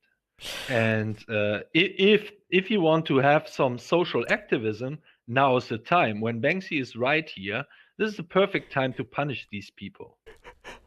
Right? they get some of their own medicine. Okay, this would be the right time to tag the police, tag the accounts of the Twitter and so on, and say you must investigate this hate crime. It's causing racial tension. Yeah. It's causing, well, it's just grossly Let offensive. them taste their own medicine. I am grossly I was offended. on Brian Harvey's chat room. There had 326 people in there, and not one, and I repeat, not one had said anything mildly nice about that fucking horrible witch. Not one. Stop it. Not one Stop person. it. But wait a minute. When you say Brian Harvey, are you talking about on Telegram? I love that. But Banksy, this is the one thing. You're well beyond shadow ban. You're there's a special place for you in YouTube, man. In YouTube hell. Space. They've had you there for years. Bro. Yeah, I know. No offense, the subjects that we've been speaking about, the media is not talking about this, and we've broken stuff in regards to that Charles Veitch video. As much as I despise that bastard, that should have got hundreds of thousands of views. Which one? Hundreds of thousands of views. But the one that you had, the Queen is dead. Oh, the Charlie Veitch. Yeah. You should have loads of videos on that. But well, again, it certainly should have, because I literally had that. I said the Queen was dead before anyone else. I mean, Charlie Veitch was the only other channel, channel that I even noticed that said Queen Elizabeth was dead. Everybody else was like, she's ill. She's critical, and so I figured there would be some serious hits on that. Every time I see her on a video. Every time I see the Queen, I'm like, why don't you just fucking die? Just fucking die. Every time. I kid you not. It's got to a stage where the monarchy is not what it was before. Times are not what it is now. They're at an all-time low, bro. An all-time low. All-time low. Like, why are we worrying about this shit? But Hassan, hold on. You are right. One second. When you said different worlds clashing, right? But yeah. When you said Brian Harvey's channel, what channel was that? Sorry, just want to get this one. Was it Telegram? Where was it? No, BHTV on YouTube, bro. Oh, BHTV on YouTube. I see. I on see. YouTube. Okay. Okay. I'm telling I you, and I again, think if you please search do go now, down and subscribe to his channel. if you Like, the search now guy on has got YouTube, real if everything. you search now on YouTube, I haven't made the check, but my Mm. guess is that as soon as the Queen was in any kind of bad state, that the YouTube algorithm was basically controlled, that you only see the mainstream media in the first I don't Yeah, know how many I'm sure. YouTube searches. Yeah. Yeah, But that's so how it is Well, right that's now probably anyway. the reason. Right now, if you type, go type Yeah. London in YouTube, you get the first 20, 30 search sort of results as mainstream media. You have to literally go at least second or third page just to get a non-mainstream Yeah. media regular YouTuber. It even was for Speaker's Corner for a long Yeah. time. It was that case. I got shown like very few views. I would guess like 1,000, 2,000 views, and it was from 3 years ago. So nothing current. And even if I Mhm. typed in live stream, I didn't get any search results. Why? Wow. Because Speaker's Corner is showing what's really going on there, and they don't want to see people to see that.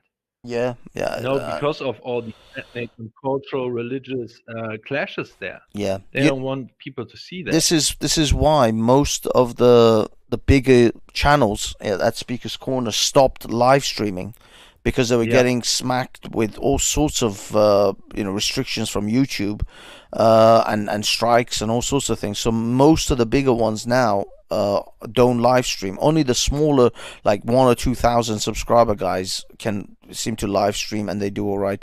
I've admittedly Busker in the Park, now he's at about 65,000 subs. I've noticed he doesn't live stream a lot, but he does still do it from time to time. But his bread and butter is fucking the pictures of the videos of the changing of the gods constantly. He's getting like thousands of hits, tens of thousands of hits on those. People seem to love watching the English gods, like, on patrol and with their costumes and outfits and whatever on. Anyway, I'm digressing. Oh, come on, let's be honest. They're just waiting for some kid to run out of Buckingham Palace like they did some time ago, man. That's all they're waiting for. Come on. Probably. I saw that video. That was funny. Dear God. But yeah, either way, yeah, there's a lot of people at Speaker's Corner, the bigger channels, just pre-record now. Soko Films, DCCI, all these guys, they just pre-record because they have to curate some of the stuff. They have to probably bleep out some of the swear words and stuff, and then they can upload it because their channels get. The funny thing is, the bigger you are on YouTube, the more scrutiny you get, the more the spotlight is of YouTube is on you even more. I mean, with my channel, you're right, it's been shadow banned like so many years ago that it's just I'm in like a special place of hell in YouTube now. There's probably like a special character that devoted to this fucking channel. Fuck this one over as much as you can. But as far as even if you are somehow get lucky and you get publicity and you grow, then for the tiniest thing, YouTube will knock you, will screw you over. There was a white pill over this week. There was 3 videos of known YouTubers I have subscribed to that got 1 million hits on a video. Wow. One was a very aesthetically made. He's a very good video producer, and it's also like a very young guy doing stuff like Crowder does, a little bit of this. Interesting. But in another fashion, right? And he was doing the same thing what Crowder did with What Is a Woman, but with a kind of like not Matt Walsh did it, right? Matt Walsh did. He was doing it underground, like an how do you call it, like this train underground. Oh yeah. And he was putting there a 60-second speed date kind of thing to that question, what is a woman, basically, and that got viral. And then we had an AFD politician speaking about the energy crisis that got 1 million hits. Oh, And then we got another video criticizing a politician here in Germany, and that got also, I think, this guy only has like 16,000 subscribers, I think he has now. okay. And this video also got 120,000 clicks in under a week. Interesting. So something, I don't know if they were sleeping here in Germany over the last days or something, but that was They slipped through crazy. the net. Those ones Not slipped through seen the that net. over the last, over the last year. I've never seen a video go from our side go viral like this. Yeah. So it was I'll pretty tell you crazy. what, I was really upset about Putin's condolences message to the Queen. I thought that would have gone viral, but I'm Nah, not they sure won't. They that- wouldn't allow it. numbers. They wouldn't allow it. But I will say, thingy Piers Morgan actually read it out on his channel or on his, talk radio show. So it did get some traction in the mainstream media, but I don't think on Oh, yeah. Twitter they would allow. They wouldn't allow Putin's message to. The funny thing is, Trump check called this shit in, out. on GB News, I think, right? But check this bullshit out. Vladimir Putin is allowed to be on Twitter, but Donald Trump isn't. Yeah, because they Fucking view hell. Donald Trump as a threat from within, and Putin is basically good publicity, basically for what Sorry, they one want. second. Yeah, when you say that they're allowed and not allowed on Twitter, has Twitter actually banned Donald Trump from using Yeah. Twitter? Yeah. Yeah. They kicked him off the They minute he lost definitely- the election. There was another was that when all that impeachment shit was coming out? No, nothing to do with that. They as soon as he lost the election in 2020, they suspended his account, his personal Trump account, because he was allowed to be on Twitter because he was a public servant and he was the president of the United States. They couldn't kick off the president of the United States. I understand what you mean. But the minute he lost, when he was president, that account was a presidential account. no, but it was his private account as well. He had the real Donald Trump account, and he also had the president account, which he tweeted through. Voted. But that account, the president account, is obviously still there, but now it's transferred over to Biden. But the real Donald Trump got kicked. They banned him immediately after he lost the election. Good old Biden, innit?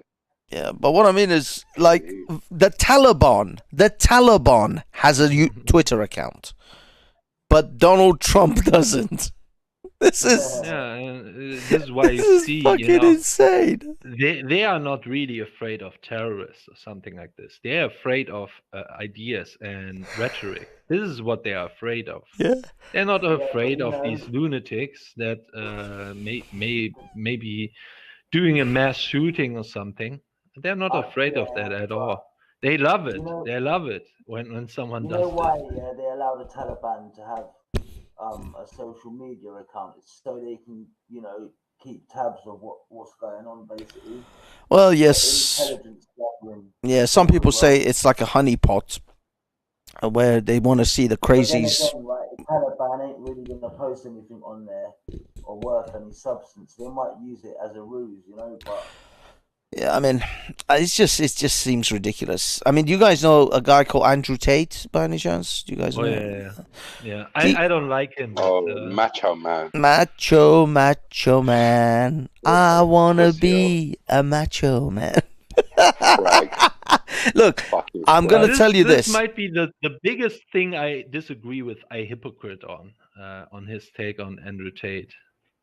That might be the biggest one because he likes him. Who likes He him? has some criticism, but it's a hypocrite. Who? Sorry. He had him on his show. Don't you know a hypocrite? Oh, I hypocrite. I thought you were talking about some guy who's a hypocrite. I'm like, oh no, I don't know. I don't know who that is. No. MP. Yeah. But Yeah. I will. He had him on 2 years ago or something. Oh, I see. Okay, I will say this. I started with the premise that Andrew Tate is a phenomenal douchebag, and that he is just this ridiculously like over ego inflated kind of person, which in some instances he is. But when I watched full-length videos of him, like full-length interviews, the whole like hour and whatever it was, and in that context, I have to say I'm not. He's still a kind of a douche, but he's not as big a douchebag as I thought he was, and he is not as toxic as I thought he was. What you mean? He's not self-entitled prick that went to Bulgaria to pimp out a lot of women. Romania. On some web chat. Romania. Some place like Romania. Well, and came back with his tail between his legs. No. He's still in. No. He's still in Romania. He's still in Romania, and he's still making a fortune, and he's still a multimillionaire.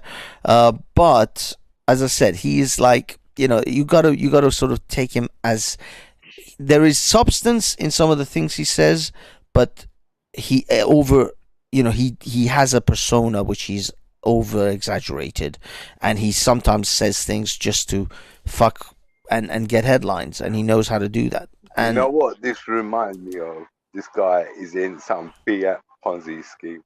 You know what? I don't think that guy is making any money whatsoever. Well, you know what? All he's doing is getting a whole load of people to come down, put money into his pocket, and he's getting that money. Yeah, but have you actually seen the videos of his jets? Yeah. Have you seen the videos of his private jets and but his he's yachts, making money from this. Ferraris, Bugattis? Yeah. He actually has those things. Those are not rented equipment.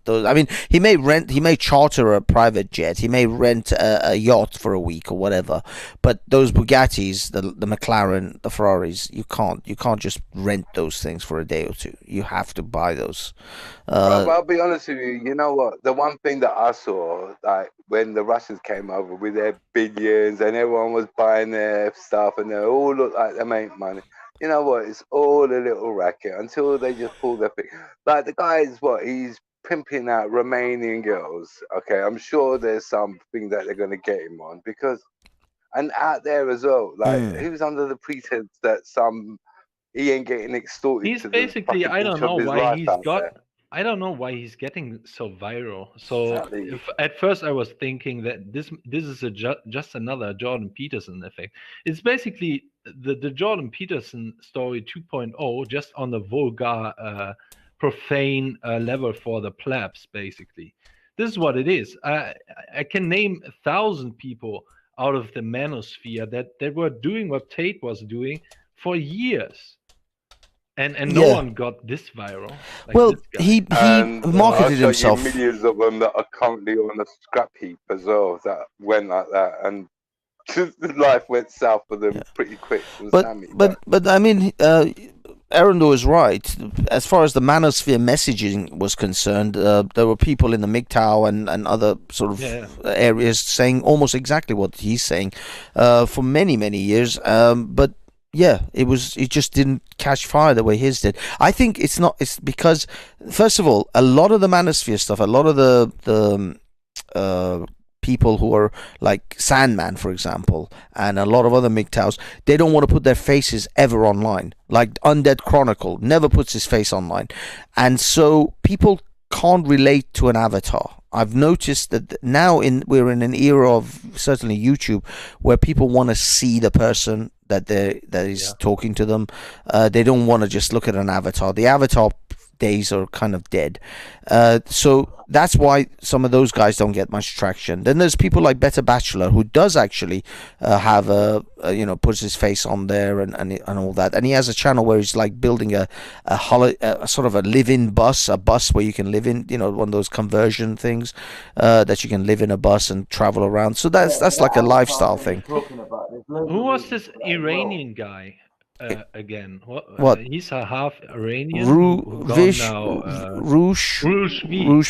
Yeah, no, he's been around, dude. He's been around since like 2010. I've known him. He was in the pickup sort of forums and pickup scene for decades, for years. You're talking about, this guy was basically. Sorry, one at a time. Go ahead, go ahead, Chris.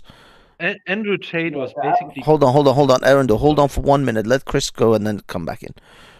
Yeah, I know what you're saying about people wanting to see people's faces, right? Because there's many reasons, people can change avatars. There's porn bombing. There's loads of reason why, you know, Mm. like.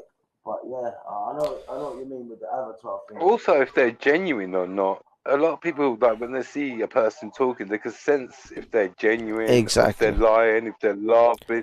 There's a lot of things. I mean, I don't like putting this on, but I know I've got a really ugly mug, and Fancy gets upset when I put my face on. But me, You know you're a I find it's handsome the best bastard. way to be. Bro, I just think vanity means shit to me, man. I got so much more better things to worry about than what my hair looks like, man. Yeah, no, I mean, So much more better things to I'll be worry perfectly honest. The computer I'm actually broadcasting from right now doesn't even have a camera. It just doesn't have a camera. It's a base unit. It's a computer base unit that I built, so it doesn't have a webcam. I don't have a webcam for this one, so I can't webcam on this machine. I have to go to another machine, which I have a green screen and webcam and everything set up. But I can't be asked with that one. This one's right next to my bed.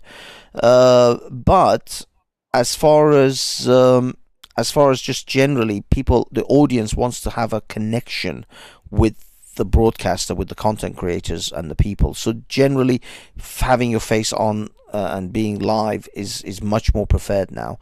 But not only that, when it comes to Andrew Tate is selling a lifestyle. People are living vicariously through him. Do you know how many people, how many boys are sitting in some shitty bedroom of their parents' house and just watch Andrew in his Ferrari, in his Bugatti, in his McLaren, driving to some yacht where there's just a parade of women just greeting him as he steps on. People want that shit. People want to live vicariously. What do you think? Trump is popular. Trump is popular because people want to vicariously live through his life. But, you know, anyone who I know it looks extravagant. It looks like you're showboating and showing off. But I'll be honest, there's a lot of people who sit and go, it's almost like it's rich porn. It's effectively rich porn now, where people want to see private planes and people getting on their private Learjets and their Bugattis and their private chauffeur-driven limos and all of this sort of think stuff. it's more marketing This kind of thing was to going want on. that. Do you genuinely think that's what people want? There's a Like, lot of like people that just want sitting there to. watching. Now, You'd be honestly, amazed. or is it more like the scenery that there's that much land? Because I'll be honest with you, you know what? I watch these big shows, and you know what I'm thinking about when I'm seeing their estate. What my tomato roll would look like on their fucking lawn, bro. That's only. I'll be brutally honest with you, bro. Where I'll be putting my potato, and all that. And again, I don't think I'm unique in this, because guess what? When I say that, I hear a lot of people in the room go, "Bro, yeah." Because that's what But we're all that's fine. thinking. But the we're thing is, marketed, but hold on. But we're marketed, so we're after a Ferrari. Wait, hold on. A car that, guess what? Every fucking 26,000 miles, you need 2,600 miles. You got to put it into the service center. yes, yeah. Once again, I think that so you might even use it. I criticize this kind of showing off, right? There's a difference between being classic, being like how can I say it, like grazil, or no, that's the wrong word, but just compare someone like Jordan Peterson. Jordan Peterson is very rich, right? But he's not like showing it off, and still he got a huge following. So I don't know if it's just this vulgar kind of materialism. It is more. Maybe Let me tell you about Jordan Peterson. Jordan Peterson would be nothing unless he weren't connected to WEF. He's just another mouthpiece that's getting paid hundreds of But thousands Jordan Peterson is after working for the US. You think he's actually connected to the World Economic Forum? Yeah, of course he is. But man, this is what I'm trying to say, bro. I've seen him do talks with them. This is what I'm trying to say. Like, these people don't get invited to these tables and get paid these kind of money and have this kind of access. I mean, genuinely, just look at Jordan Peterson. This guy's gonna have access to young people and gain their concentration. He's being forced down their throat like everything else. This wanting to be rich. Oh, we want a big house. Wait, everyone. Wait, let's get this right. You want a big house, which we all living in the real world know that these spaces cost money to heat and time and energy, and that means that you're just going to be working more for it. No one wants it. No Well, one wants it. well, if you want to Give have him a cob house. if you want to have my criticism of Jordan Peterson summarized, basically, you can watch from the distributors the video Jordan Peterson dismantled. That was also going viral 2 years ago. So, and I think that there is some meat of that. He was working together, for example, with the United Nations on the global compact of migration, I think, or some Green New Deal shit. I forgot about it, but yeah, he was working together with the powerful institutions for a long time, and also was a university teacher for a long time. And this whole cultural Marxism isn't going on just for the last, I don't know, when did he came to fame, like 2016. This is going on for decades. So yeah, there is some a lot of On his own skeptical. admitting, You have to be skeptical. he On admits the other hand, I that have he to was say, Hold on, guys. I have One at a to, time. Go I on, have to Arundel. say this, right? Jordan Peterson is way more political incorrect than this Tate guy. He's speaking about things that Tate is not speaking about. He might be like using a more intellectual language for that, and that is why That's maybe the thing. people like are more triggered with Tate when it comes to Tate. Yes. But when it comes to the actual important stuff and dangerous ideas, Jordan Peterson is way more dangerous than some random guy like Yes. Tate, and he's actually giving people something. But it's the yes, he presentation. still demands individualism and all this bullshit, right? Yeah. That we can't really, that there's no solution. He's not advising someone to vote for a party, as far as I have known. On the other hand, I see that Jordan Peterson is getting more political. Let me give you an example. In August, late August last month, he got the Spengler Prize from a German think tank, which is very well connected to the AfD. So Jordan Peterson is getting more involved into politics now. And I see that also with skepticism, because I see a lot of Americans, like think tanks, coming over here in Europe, working together with some of the parties. And I'm always skeptical of that, because a lot of conservatives that are now trying to get into Europe, to European parties, have, for example, disinvited some of the MAGA Republicans I support, or Nick Fuentes, like for example, right? So I'm skeptical of these kinds of developments. On the other hand, there's also some positive of that, because we need to work together, and the American Republicans and all these people have a lot of money, and that is very much lacking here, right? Yeah. So yeah, let me just. we will see about that, but. Yeah, let me just bring Hassan, but just 1 second, Hassan, before you come in. You're right about the deceptive power of Peterson, whilst Tate gets banned from everything because of his presentation and his mannerisms, whilst Peterson is actually, you're right, more dangerous. And this is actually an equivalence I can make with Sam Harris and Salman Rushdie. Salman Rushdie's book and his recent stabbing after 40 years of writing that book is not even close to being devastating against Islam as Sam Harris's book, The End of Faith. If you read Sam Harris's book, The End of Faith, it's absolutely devastating to Muslims and to actually generating even more ex-Muslims. So if Muslims were really afraid of a book that's going to harm their future of their religion, Sam Harris should be under the gun. He should be the one that had fatwas against him. And yet nothing happened to him. And Salman Rushdie, on the other hand, wrote a book which is actually extremely fucking laborious, extremely boring, extremely hard to read, with really like tough, big English words in it. And he's the one getting stabbed. And 99% of people don't even read that, haven't probably even read that book. And even if you read it, there's nothing in that book that would make you go away from Islam. If you're a Muslim and devout, there's nothing in that book that really will put you off Islam. Whilst Sam Harris's book... What's your explanation for that? Well... And that weird. But that's what I'm saying is. That's the thing. You ask yourself the question, like, and then hear yourself, and then you answered it, and but yet you still can't make that connection. But then you go, oh, but you always. It's not that. It's consistently the same scenario. The Jews. It's just level playing field. It's not, bro. It's not I even. think this is a Muslim. It's not even that. This It's is not a even Muslim that. It's internal a level thing. playing field. No, I think with Salman Rushdie. Sorry. Let Hassan finish. Hold on. Let Hassan finish. Yeah. Sorry, Hassan. You were saying.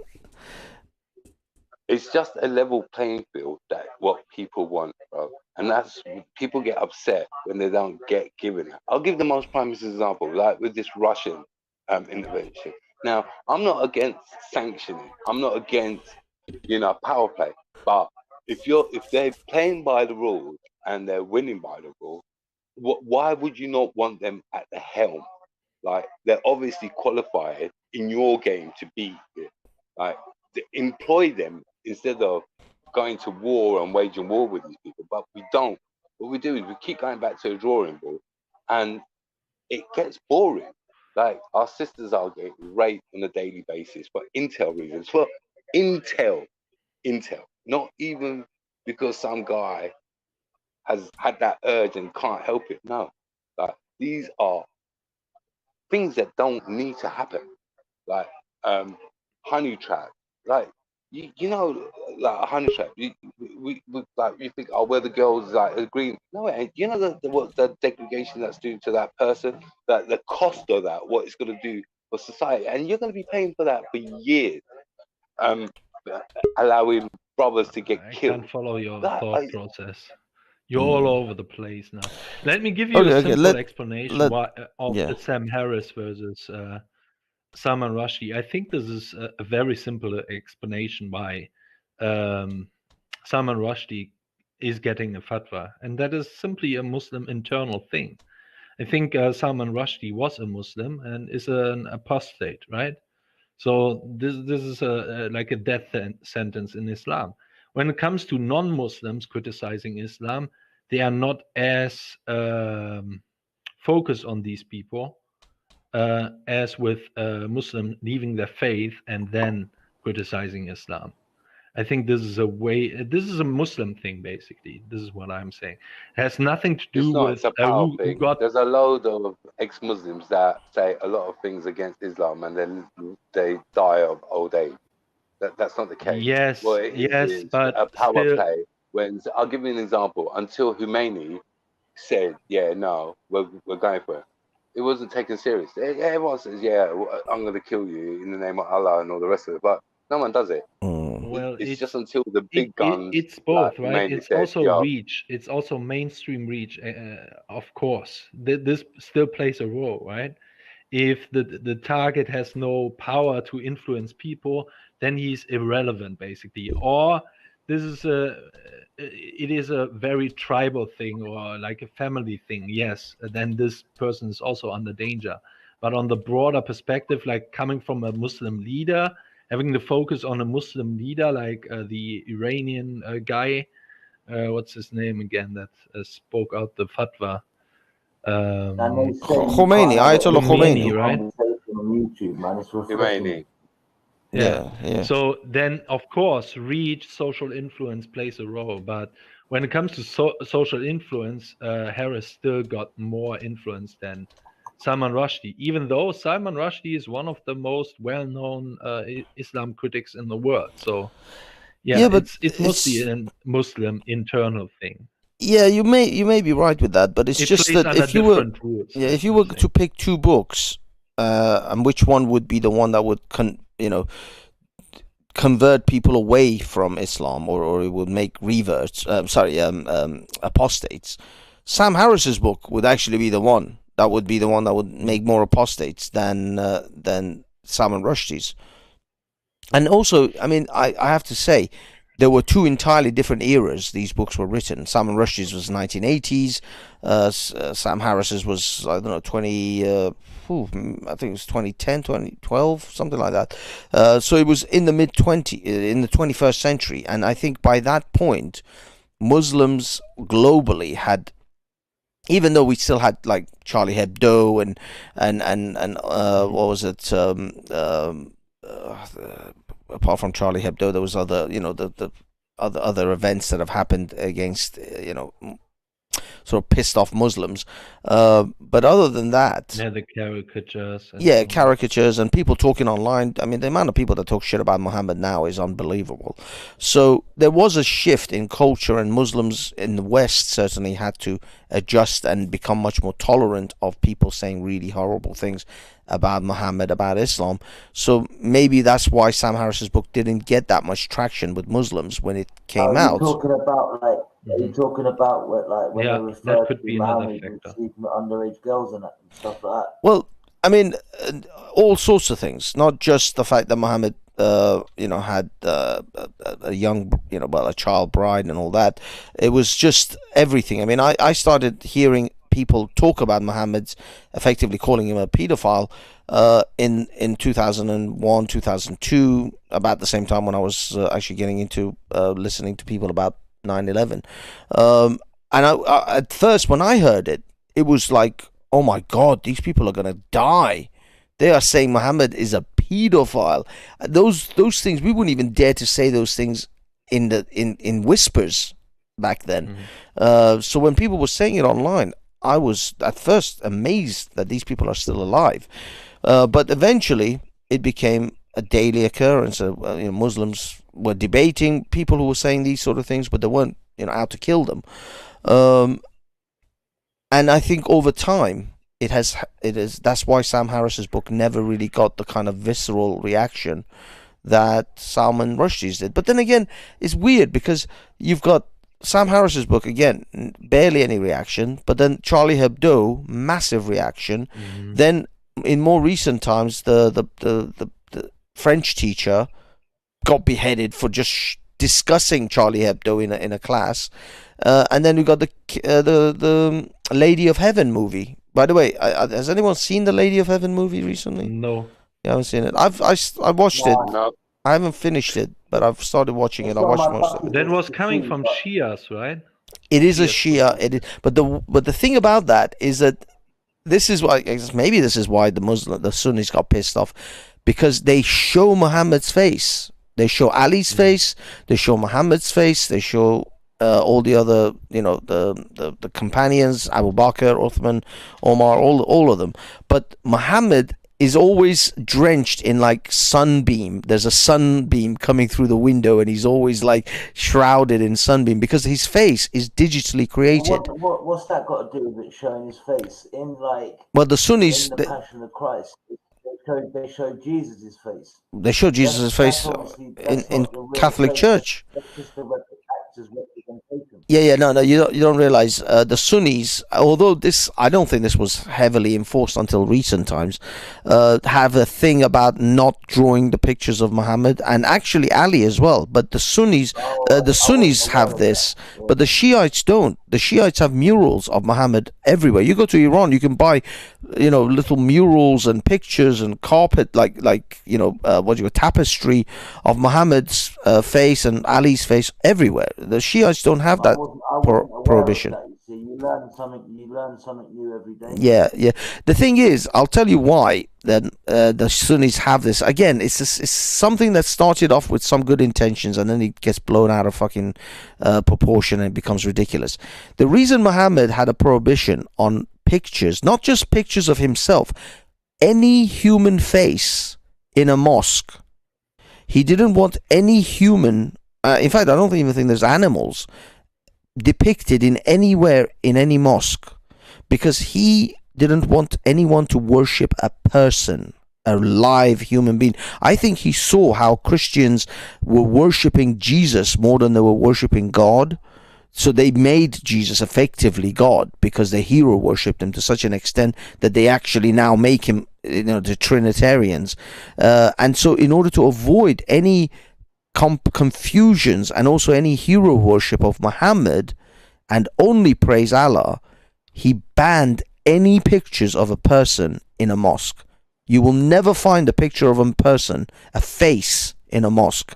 That's always have exactly what I heard as well. Yeah. So basically, right, like in a mosque, yeah, like you never see anyone take a picture of an imam or anything, no? No. Not taking a picture of an imam.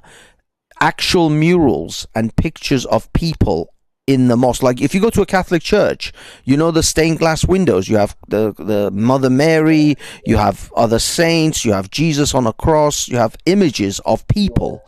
No such images of people are allowed in a mosque.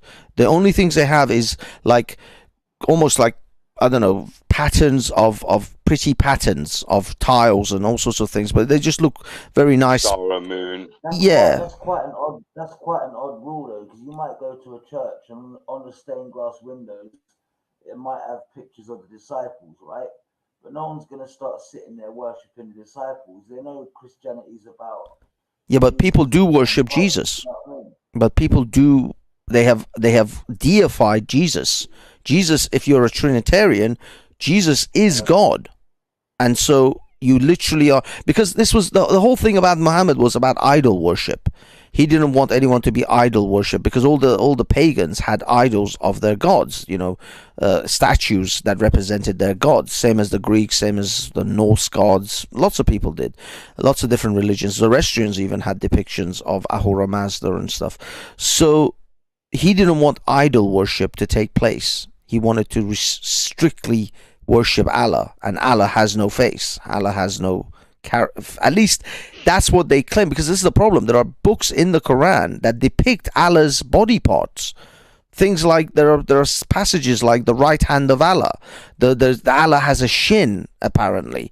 Like there are weird depictions of body parts of Allah, although there are no specifics on his face or what he has like facial, but they have anthropomorphized Allah to some extent when it comes to body parts, and he sits on a throne, for example. How the fuck does he sit on a throne? If he's this ethereal creature, why does he have a throne? Why is he sitting? But these are some of the sort of contradictions that they have in their religion, which most Muslims don't seem to think about too much. But generally, Allah has no form, no face, no human characteristics, supposedly, although he does.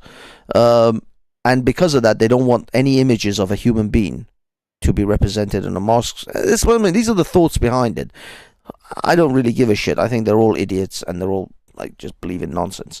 But that's the Islamic narrative of pictures. But the problem is, what the Muslims, the Sunnis, did was they took that concept and now they've made it into a blanket ban on any pictures of Muhammad. And that was never a thing. That was not a thing. And the Shiites don't believe that at all. They have pictures of Muhammad everywhere. So this is the problem now. Now the Sunnis are going around killing people in the world who depict Muhammad's face in some form. And that's why this Lady of Heaven kind of blew up. And I think some of the claims, not only the fact that obviously it's a Shia narrative that and he kind of demonizes, they actually demonize Aisha. They demonize another one of Muhammad's wives, the Jewish one that he took as a wife after he killed her husband. Khadija. Yeah, I think it's a Khadija. No. Yeah. Khadija. I thought Khadija was his first wife. Yeah. I thought that was. This was one of his other wives that he took as she was Jewish, but he when they killed. Was the lady who, yeah. Yeah, they killed. He killed her husband and he took her as his wife that night. It's fucking insane. But anyway, they really demonize, as I said, Aisha, because the clips that I saw up until the time I stopped watching it, Aisha comes across as a total bitch. She's like a really fucking irritating bitch. And she's really nasty to Fatima, which is Muhammad's daughter. Irritating bitch. No, yeah, she comes across as a real like those like nasty people that you wouldn't, very unlikable person. But the thing is, Aisha is revered in Sunni Islam as like the mother of believers, and she was a great teacher, and etc. etc. They really revere her, and Omar, which is I think her dad, and they really revere all these characters. In that movie, they come across as a bit of a shitty people. They come across as scheming. They come across as plotting to take over Islam after Muhammad dies. All of that shit, and that's why the Sunnis lost their shit, because the people they revere come across badly. They also show Muhammad's face, which is computer generated, but still. So yeah, I can see why Muslims would hate that film, or Sunnis would hate that film, because they really take a dump. At least the problem is, it's not that the Shiites take a dump on the Sunnis characters. It's the way that story is. That story is written in that way, and so the Sunnis come out looking bad, basically, on that front. But to be honest, I think that is the real story of Muhammad's life, because I think Muhammad's, as he was dying, and this happens with all kings, with all rulers. The world is really Game of Thrones. If you watch Game of Thrones, if you've ever seen Game of Thrones, you'll know exactly why Muhammad's life at the end was the way it was. Because as a king is about to, on his last legs, and he's going to die, the keys to the kingdom, those generals and authority, people in authority, people that were the right hand of the king and all that, they're going to start positioning and jostling for power. And they want to position themselves in a way that the next king or the next caliph will benefit them. And that's exactly what happened with Muhammad. As Muhammad was getting older. So it's like strategic planning, yeah. Yeah, they started to make strategic plans. And Omar was the father of Aisha. And so he got Aisha to manipulate Muhammad and start to weave, because Muhammad wanted to pass on his caliphate sort of title, whatever, the kingdom, to Ali, who was the husband of his daughter. He wanted his own bloodline to have the caliph titles, and to effectively, just like the royals of this country, Queen dies, Charles becomes king. Nobody argues about, who's going to be king now. They know exactly it's going to be the lineage of Windsor. And that's what Muhammad wanted. Muhammad wanted his lineage to become the next caliphate and the next kings. But that's not the plan Aisha had. And Omar, they didn't have this. No, fuck that. We want to take over this shit. And that's why they started scheming and planning. There's literally a passage in the Quran, Surah 66, verse... Shit, I forgot. It was verse 5 or one of them. It's in Surah 66, though. Muhammad asks Allah to bring a passage into the Quran to tell his wives, his two wives, specifically Aisha and the other Jewish one, to not to do these things and not to scheme and plan behind the Prophet's back. It's in the fucking Quran. It's unbelievable how he knew his these two women and his Aisha's father are planning shit. They are scheming and planning to do shit, and they did, and they took over effectively. And that's why a lot of people say Islam and what has been written, and even the Quran, because the Quran wasn't compiled in a book before Muhammad died. This was compiled like 50 years later, and Uthman finalized it and codified it. So the Quran itself isn't necessarily what Muhammad actually said.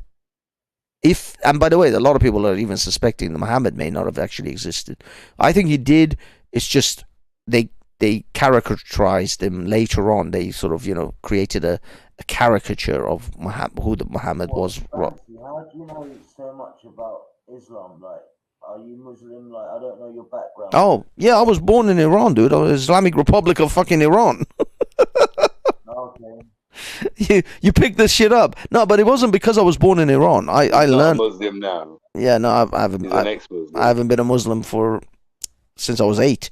But no, it's not that I'm a Muslim. I picked this stuff up in Iran. I picked this stuff up in this country. But of course, Islam is a major key factor in my life. It revolves around. I swim in the soup of Muslims all the time. I have lots of Muslim friends, Muslim relatives. When they talk about like Shiites and Sunnis, is that the equivalent of Christianity, where you get like Catholics and Protestants and Catholics to some extent? Yeah, to some extent, yeah. Yeah.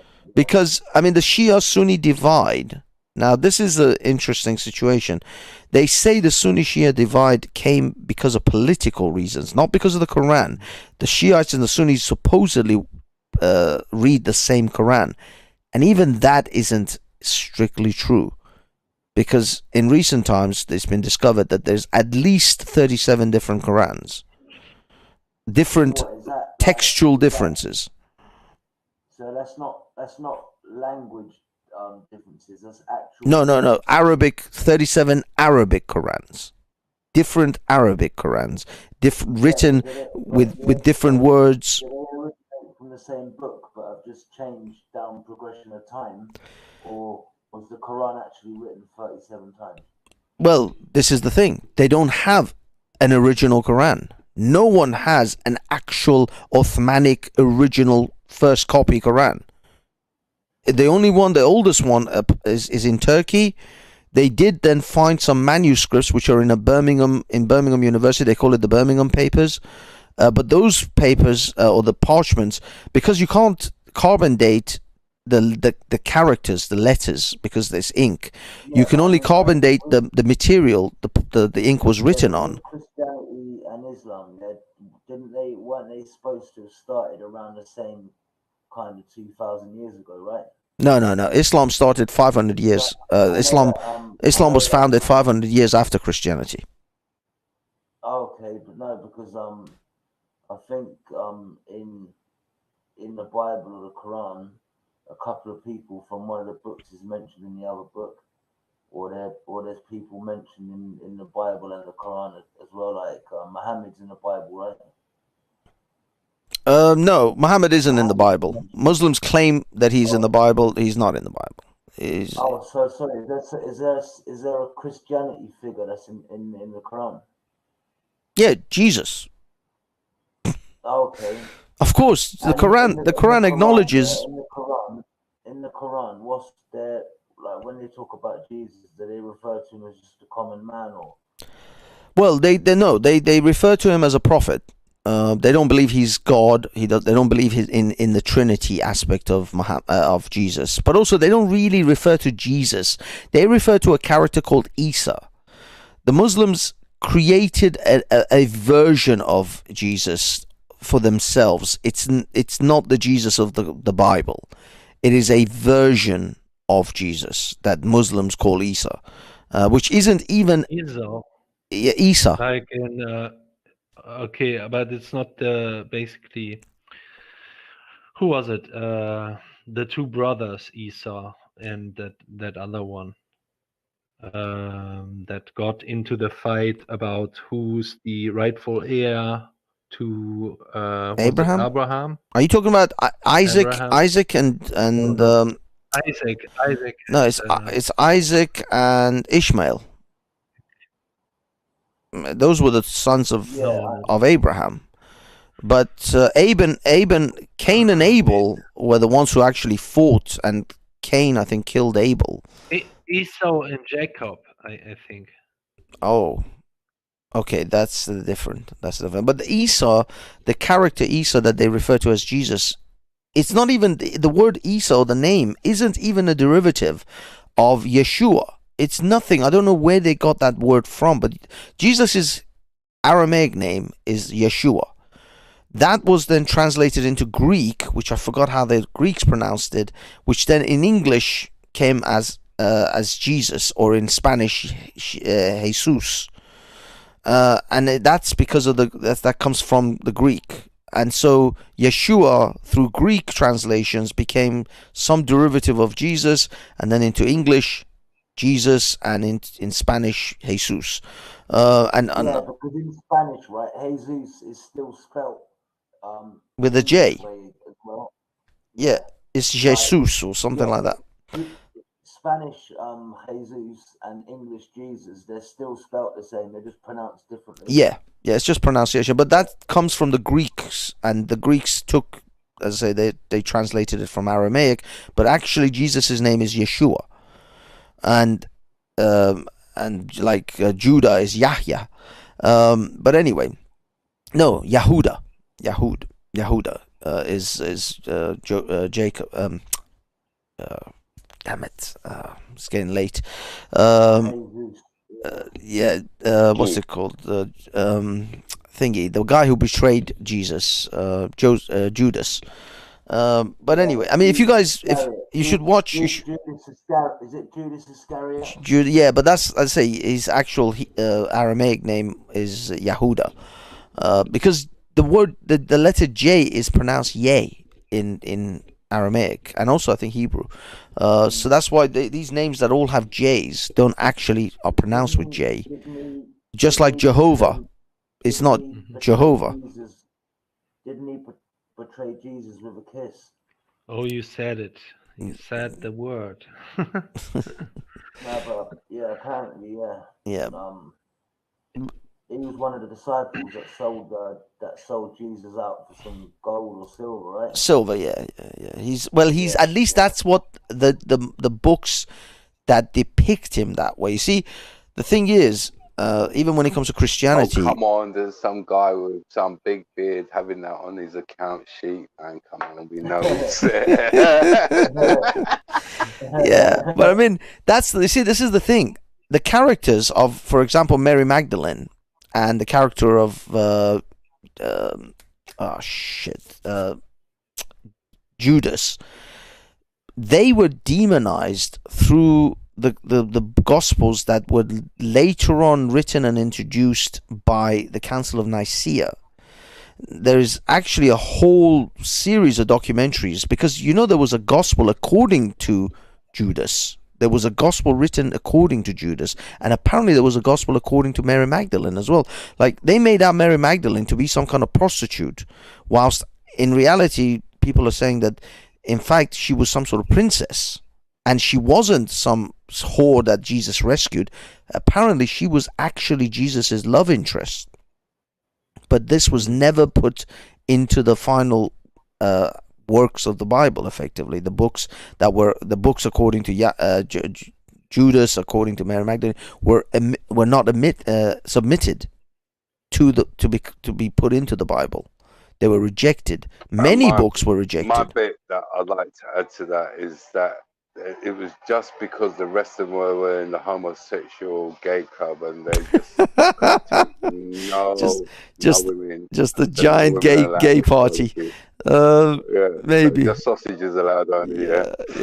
But there's a picture. The Last Supper. I don't know. Was it Leonardo da Vinci who did the Last Supper image? Yeah, I've seen that picture. Mary Magdalene is actually next to Jesus, and she is pulled away. There's a V between Jesus and her, and that's a symbolic thing for something else as well. I forgot exactly what that was. There's a whole slew of Venus, maybe. Wasn't that something to do with the Garden of Gethsemane or something? God knows, but yeah, there's a whole slew of symbolism in that image, and also you guys know the famous picture of Adam pointing his finger and God about to reach out to touch his finger. You know that image in the Sistine Chapel. Mm-hmm. I mean, you do know God. The image of God is actually, there's a hidden image of the human brain in there. You guys know about that one, right? No, nobody knows the hidden. I might have heard about it, but forgotten about it. Okay. Yeah, these are some occult interpretations of. It's the Sistine Chapel in the Vatican, yeah. Yeah. No. It's not it's not in the Vatican, is it? The Sistine Chapel. Is it in Rome? It's in Italy, but I don't think it was in actual. I mean, the Vatican is Vatican City. I don't know. It might be in the Vatican City. That came out wrong. I mean, what you're talking about, is that like the Pope's main church? No, the Vatican's the Pope's main residence, right? Yeah, that's Vatican. Yeah. Yeah. Anyway, let's go back where we started this whole thing. I think it is very logical that they are more outraged when they see some pictures or when they see like a movie, for the simple reason no one reads any books anymore. No one is really speaking about them, and unless maybe bigger YouTubers or the media is talking about them or something like this. This is why I think it is very, even if you show people something in the book, like, or show them something from CRT classes or something. This is not as effective as when you have, for example, like a leak from Project Veritas that came out over this night about this, what was it, like a Democrat that wanted to infiltrate the Republican Party with some secret black nationalists or something like this, right? And having some very anti-white stuff to say about white people. Say like she said like, no, we have to treat them like shit. Only then they respect us. You have to treat them like childs and so on. So yeah, this is much more effective than just showing something which is in some kind of obscure book. This is going viral. We are living in an audio-visual age, right? And those kinds of leaks are much more damaging, and as well as movies, right? No one of the youth, especially, is talking about any book, but they are talking about movies, right?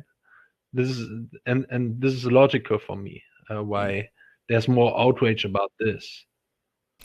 Yeah, sorry guys, I just wanted to quickly show you guys. You see, that's not a bad thing. Do you see what my is that screen? the brain you're talking about? Mm-hmm. Yep. Is that the brain you're talking about? Yeah. Yeah, exactly. That's it. This is actually the human brain. The God is actually the human brain. This is a hidden message in that painting to say the God is just in your head. It's all in your head, fellas. That was the message behind this painting, and this was, it took, I don't know how many years it took for people to actually figure that out. But yeah, that's all. That was what he was saying all along. It's just in your head. Forget this God stuff. It's all in your head. Subversive. Yeah. See, I wouldn't mind that, but from there it went on to tax breaks and to land rights and to exceptional rules and to excuses for hurting vulnerable people and getting away with it. See, that's the bit that we have issues with. We do. He's breaking up. Oh. Anyway, what's going on in Leicester? With the Yeah, whole Indian Pakistani clash. It's because of cricket. Cricket. It's fucking yeah, I heard cricket. about it. Yeah. They were playing like there's this tournament in like one of the Arabian countries, like what is it? Not Qatar, but around just need that, a good dose that of area, ecstasy, man. A couple of acid parties, they'll be all right. But is the football support is good. Is it still going on, or? Yeah. Well, I don't know. I don't know if they're still killing each other, but Indians and Pakistanis have never been best of chums anyway. Yeah. So yeah. There's a. I don't know.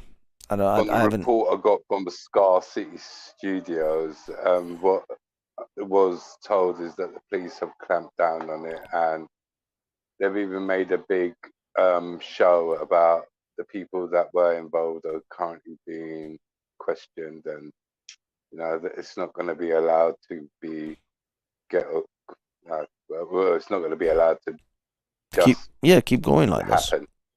This. Yeah, but yeah, according to the police, they are going in and they've supposedly got faces and names and people that have come forward already to like accept responsibility. So according to them, things are getting sorted, but it's one of them ones, you know, believe it when you see it. Yeah. Just a little shout out for the people out there. Please, if anyone also likes to watch a lot of police and civil servants getting held to account, please go check over Police Abusing Powers. It's a YouTube.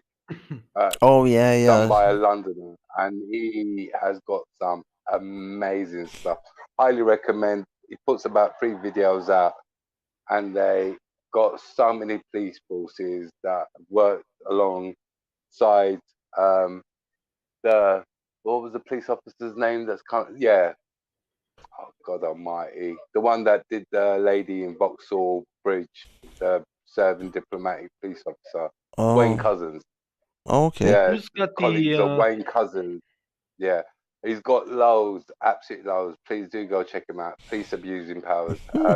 His videos are absolutely fucking amazing. Do check it Brilliant. out. I'm sure Banks will be kind enough to put up the link on there. Let me And as well see. as that, Yeah. go check Speakers Corner online, please. Yeah, Yes, definitely check out Speakers Corner Online. Sorry, Ando. Guys, I got to wrap this up. We're running up to 4 hours now, so I'm gonna. What are we at? 3 hours and 58 minutes. So you guys got 2 minutes to just, well, actually come up to 1 minute to just finally wrap up whatever it is you I want to just say. want to know. Banks, yeah, I just wanted to ask, how frequently do you go live, man? I'll be honest. I'm random right now. I don't really have a schedule. Try to do it at least once a week, but it's not guaranteed at the moment. I'm a bit of a rando because I do. Here's one every Wednesday. Speakers Corner Online YouTube channel. I do a show podcast with a guy called Manny Cinder. So that's a guaranteed every Wednesday. So if you want to sort of listen to my rantings, go and subscribe to that channel. So Speakers Corner Online, every Wednesday, 8 till 9. When it comes to my channel, this one, at the moment, I'm a bit random. It's just whenever, the mood takes me. Is that 8 till 9 p.m. or a.m.? Yeah, 8 till 9, Speakers Corner Online, just go YouTube, type in search engine Speakers Corner Online, it should come up. Subscribe to that every Wednesday, 8 till 9, guaranteed. That one is guaranteed because that's not, the schedule isn't up to me. But this one, yeah, I'm kind of a rando. I just like Hassan says, I'm so badly shadow banned. I just have no motivation to produce anything for this channel because it's like, what's the point? I am actually working on another channel that I'm currently uploading videos to, but that one I'm keeping away from all the Speakers Corner lot, so I'm not telling anyone. I'm just letting that one grow by itself. I'll be honest, I've got fuck all subscribers on that one anyway. I am in charge recently of the Speakers Corner Online TikTok account, and so I am uploading stuff on there. But as you guys know, TikTok is an incredibly censorious environment. How long will that last? I have no idea, but I'm trying to play it mentioned safe. it, Yeah. especially. Yeah, but I thought TikTok was all music videos and memes about music and dance. No, you can put anything you want. You can put instruction videos. I actually use it for a lot of IT stuff, cryptocurrency, all sorts of things, political stuff. I'm cutting up a lot of the Speakers Corner clips. Sorry, go on. If they don't have you on the radar, there's a good chance that you can still go viral on TikTok. That's a good thing. Two things I want to say at the end.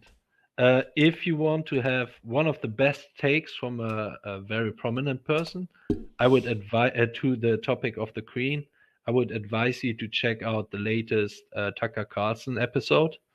He starts right at the beginning talking about that. And has some, I think, 2 or 3 guests on it, on that topic alone. So this was a very good take. When you want to see the Hassan Piker video, check out Paul Joseph Watson's last video. Oh, okay. And then I have a last question. Who has the upper hand number-wise on the Pakistanis or the Indians? In Leicester, shit, I don't know actually, because there's a lot of Indian and Pakistanis in Leicester. I mean, this is why it's an issue, because it's a massive community. I mean, I heard during Diwali, more Indians come from India to Leicester to celebrate Diwali than they do in India. Wow. It's crazy. It is absolutely crazy. The Indian and Pakistani population in Leicester is very big, but I don't know which is bigger. I honestly, it's hard because I'll be honest, it's not like I'm comparing Chinese people and Africans. You can't tell these fuckers apart. You don't know which one is Pakistani, which one is Indian. Yeah. They all look the same. Yeah. You can't tell, but just imagine like Britain would now prefer like migration from India, but closer to Pakistanis. Mm. How much like demonstrations you will have, because Yeah. this is already an ethnic conflict, and if you boost one of the numbers of the one group, the other one would have a problem with that. Yeah. So this is and so you're telling me that the Indians also have like big celebrations like the Caribbeans in Massive, Britain? massive. Down? Diwali is big. They So changed the I fucking can road signs, like these plaques for Diwali, yeah. Happy Diwali, just like they do So for I can Christmas. say the same thing. I can say the same thing about the Indians, really, even though they are not as like agitative towards the British. I have the feeling, at least, right? Here in Germany, we have no problems with Indians, but uh, just look at the Queen's, like last honor from the people, or greeting the new King Charles, right? It's almost exclusively white. And then you compare that with just a few days ago with the celebration of Carnival, was it called, right? Yeah, Notting Hill Carnival. Yeah. Yeah, there you see it. You see that civic nationalism, this integrative like patriotism, has completely failed, right? They Yeah. only celebrate really in big numbers their own festivals, Well, not British tradition. yeah, I mean, the thing is, the Notting Hill Carnival is just a place for people who get drunk and smoke dope. Oh, of It's like course, it's the yeah, only that day comes you can over legally smoke to dope, it. and the police won't even fucking look twice at you. I mean, the Can I have amount. my 2 minutes? Oh, sorry. Go on. Go on. I just wanted to just add this. All things aside, if you guys are looking for real change, you got to have a total change of everything. And I genuinely mean everything.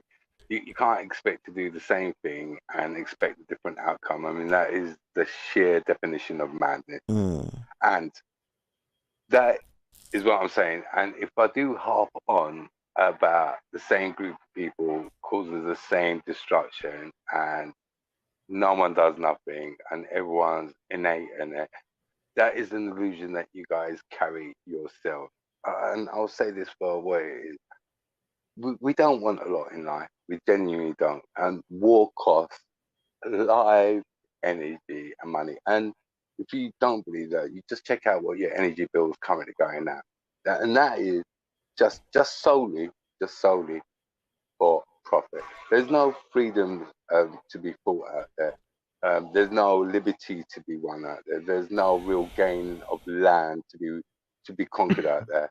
It is solely to put your energy prices up, your cost of living, to the point where you're like being voluntary servitude is not enough. Now you've got pay tribute by suffrage.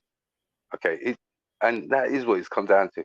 And yet we've got these elite people, again, living in quite air-conditioned houses, away from tax, away from the burdens that the average man has.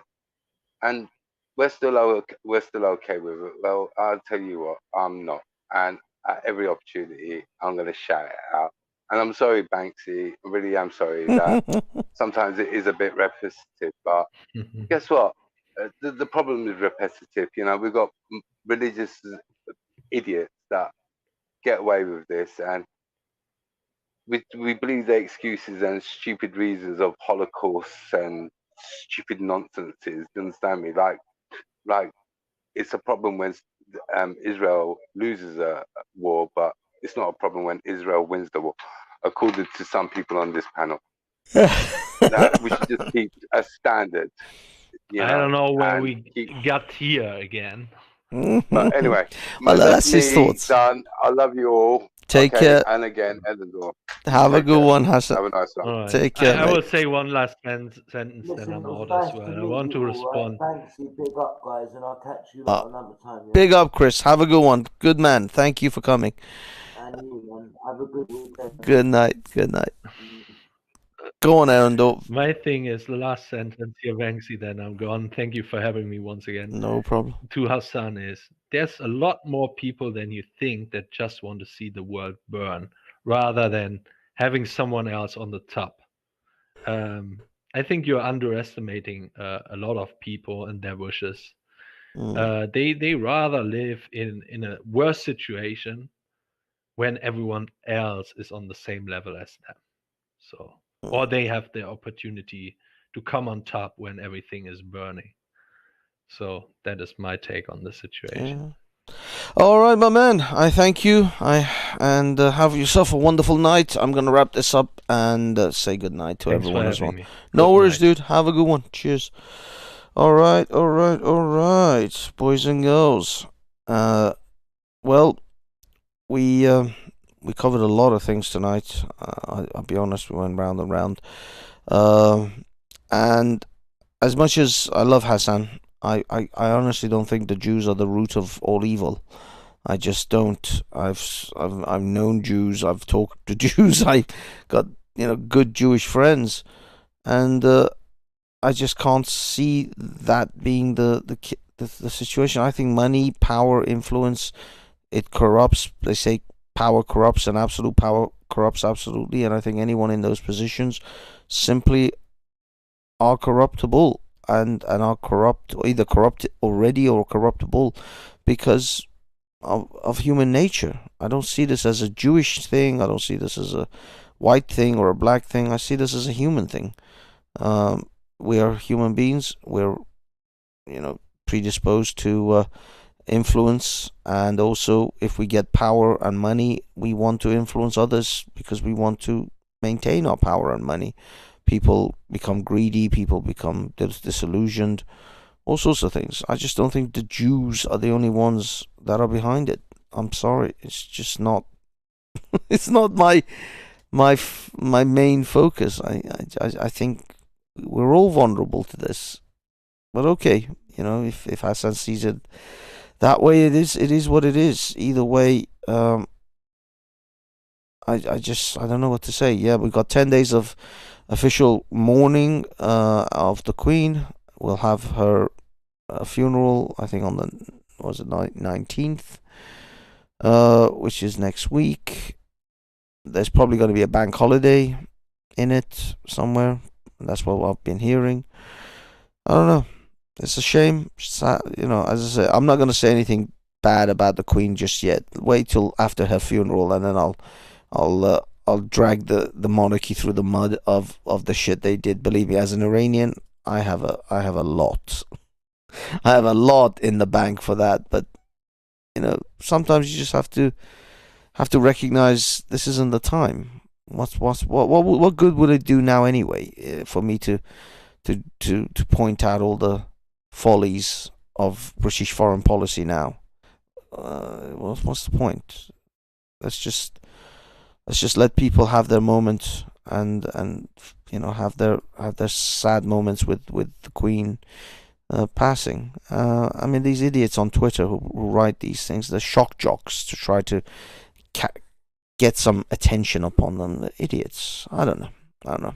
Anyway, thank you guys. Have a wonderful night. Love each other. Just take care of your family. As you can see, life is shorter than you think, and we're not all going to make it to 96. In fact, most of us are not going to make it to 90 at all.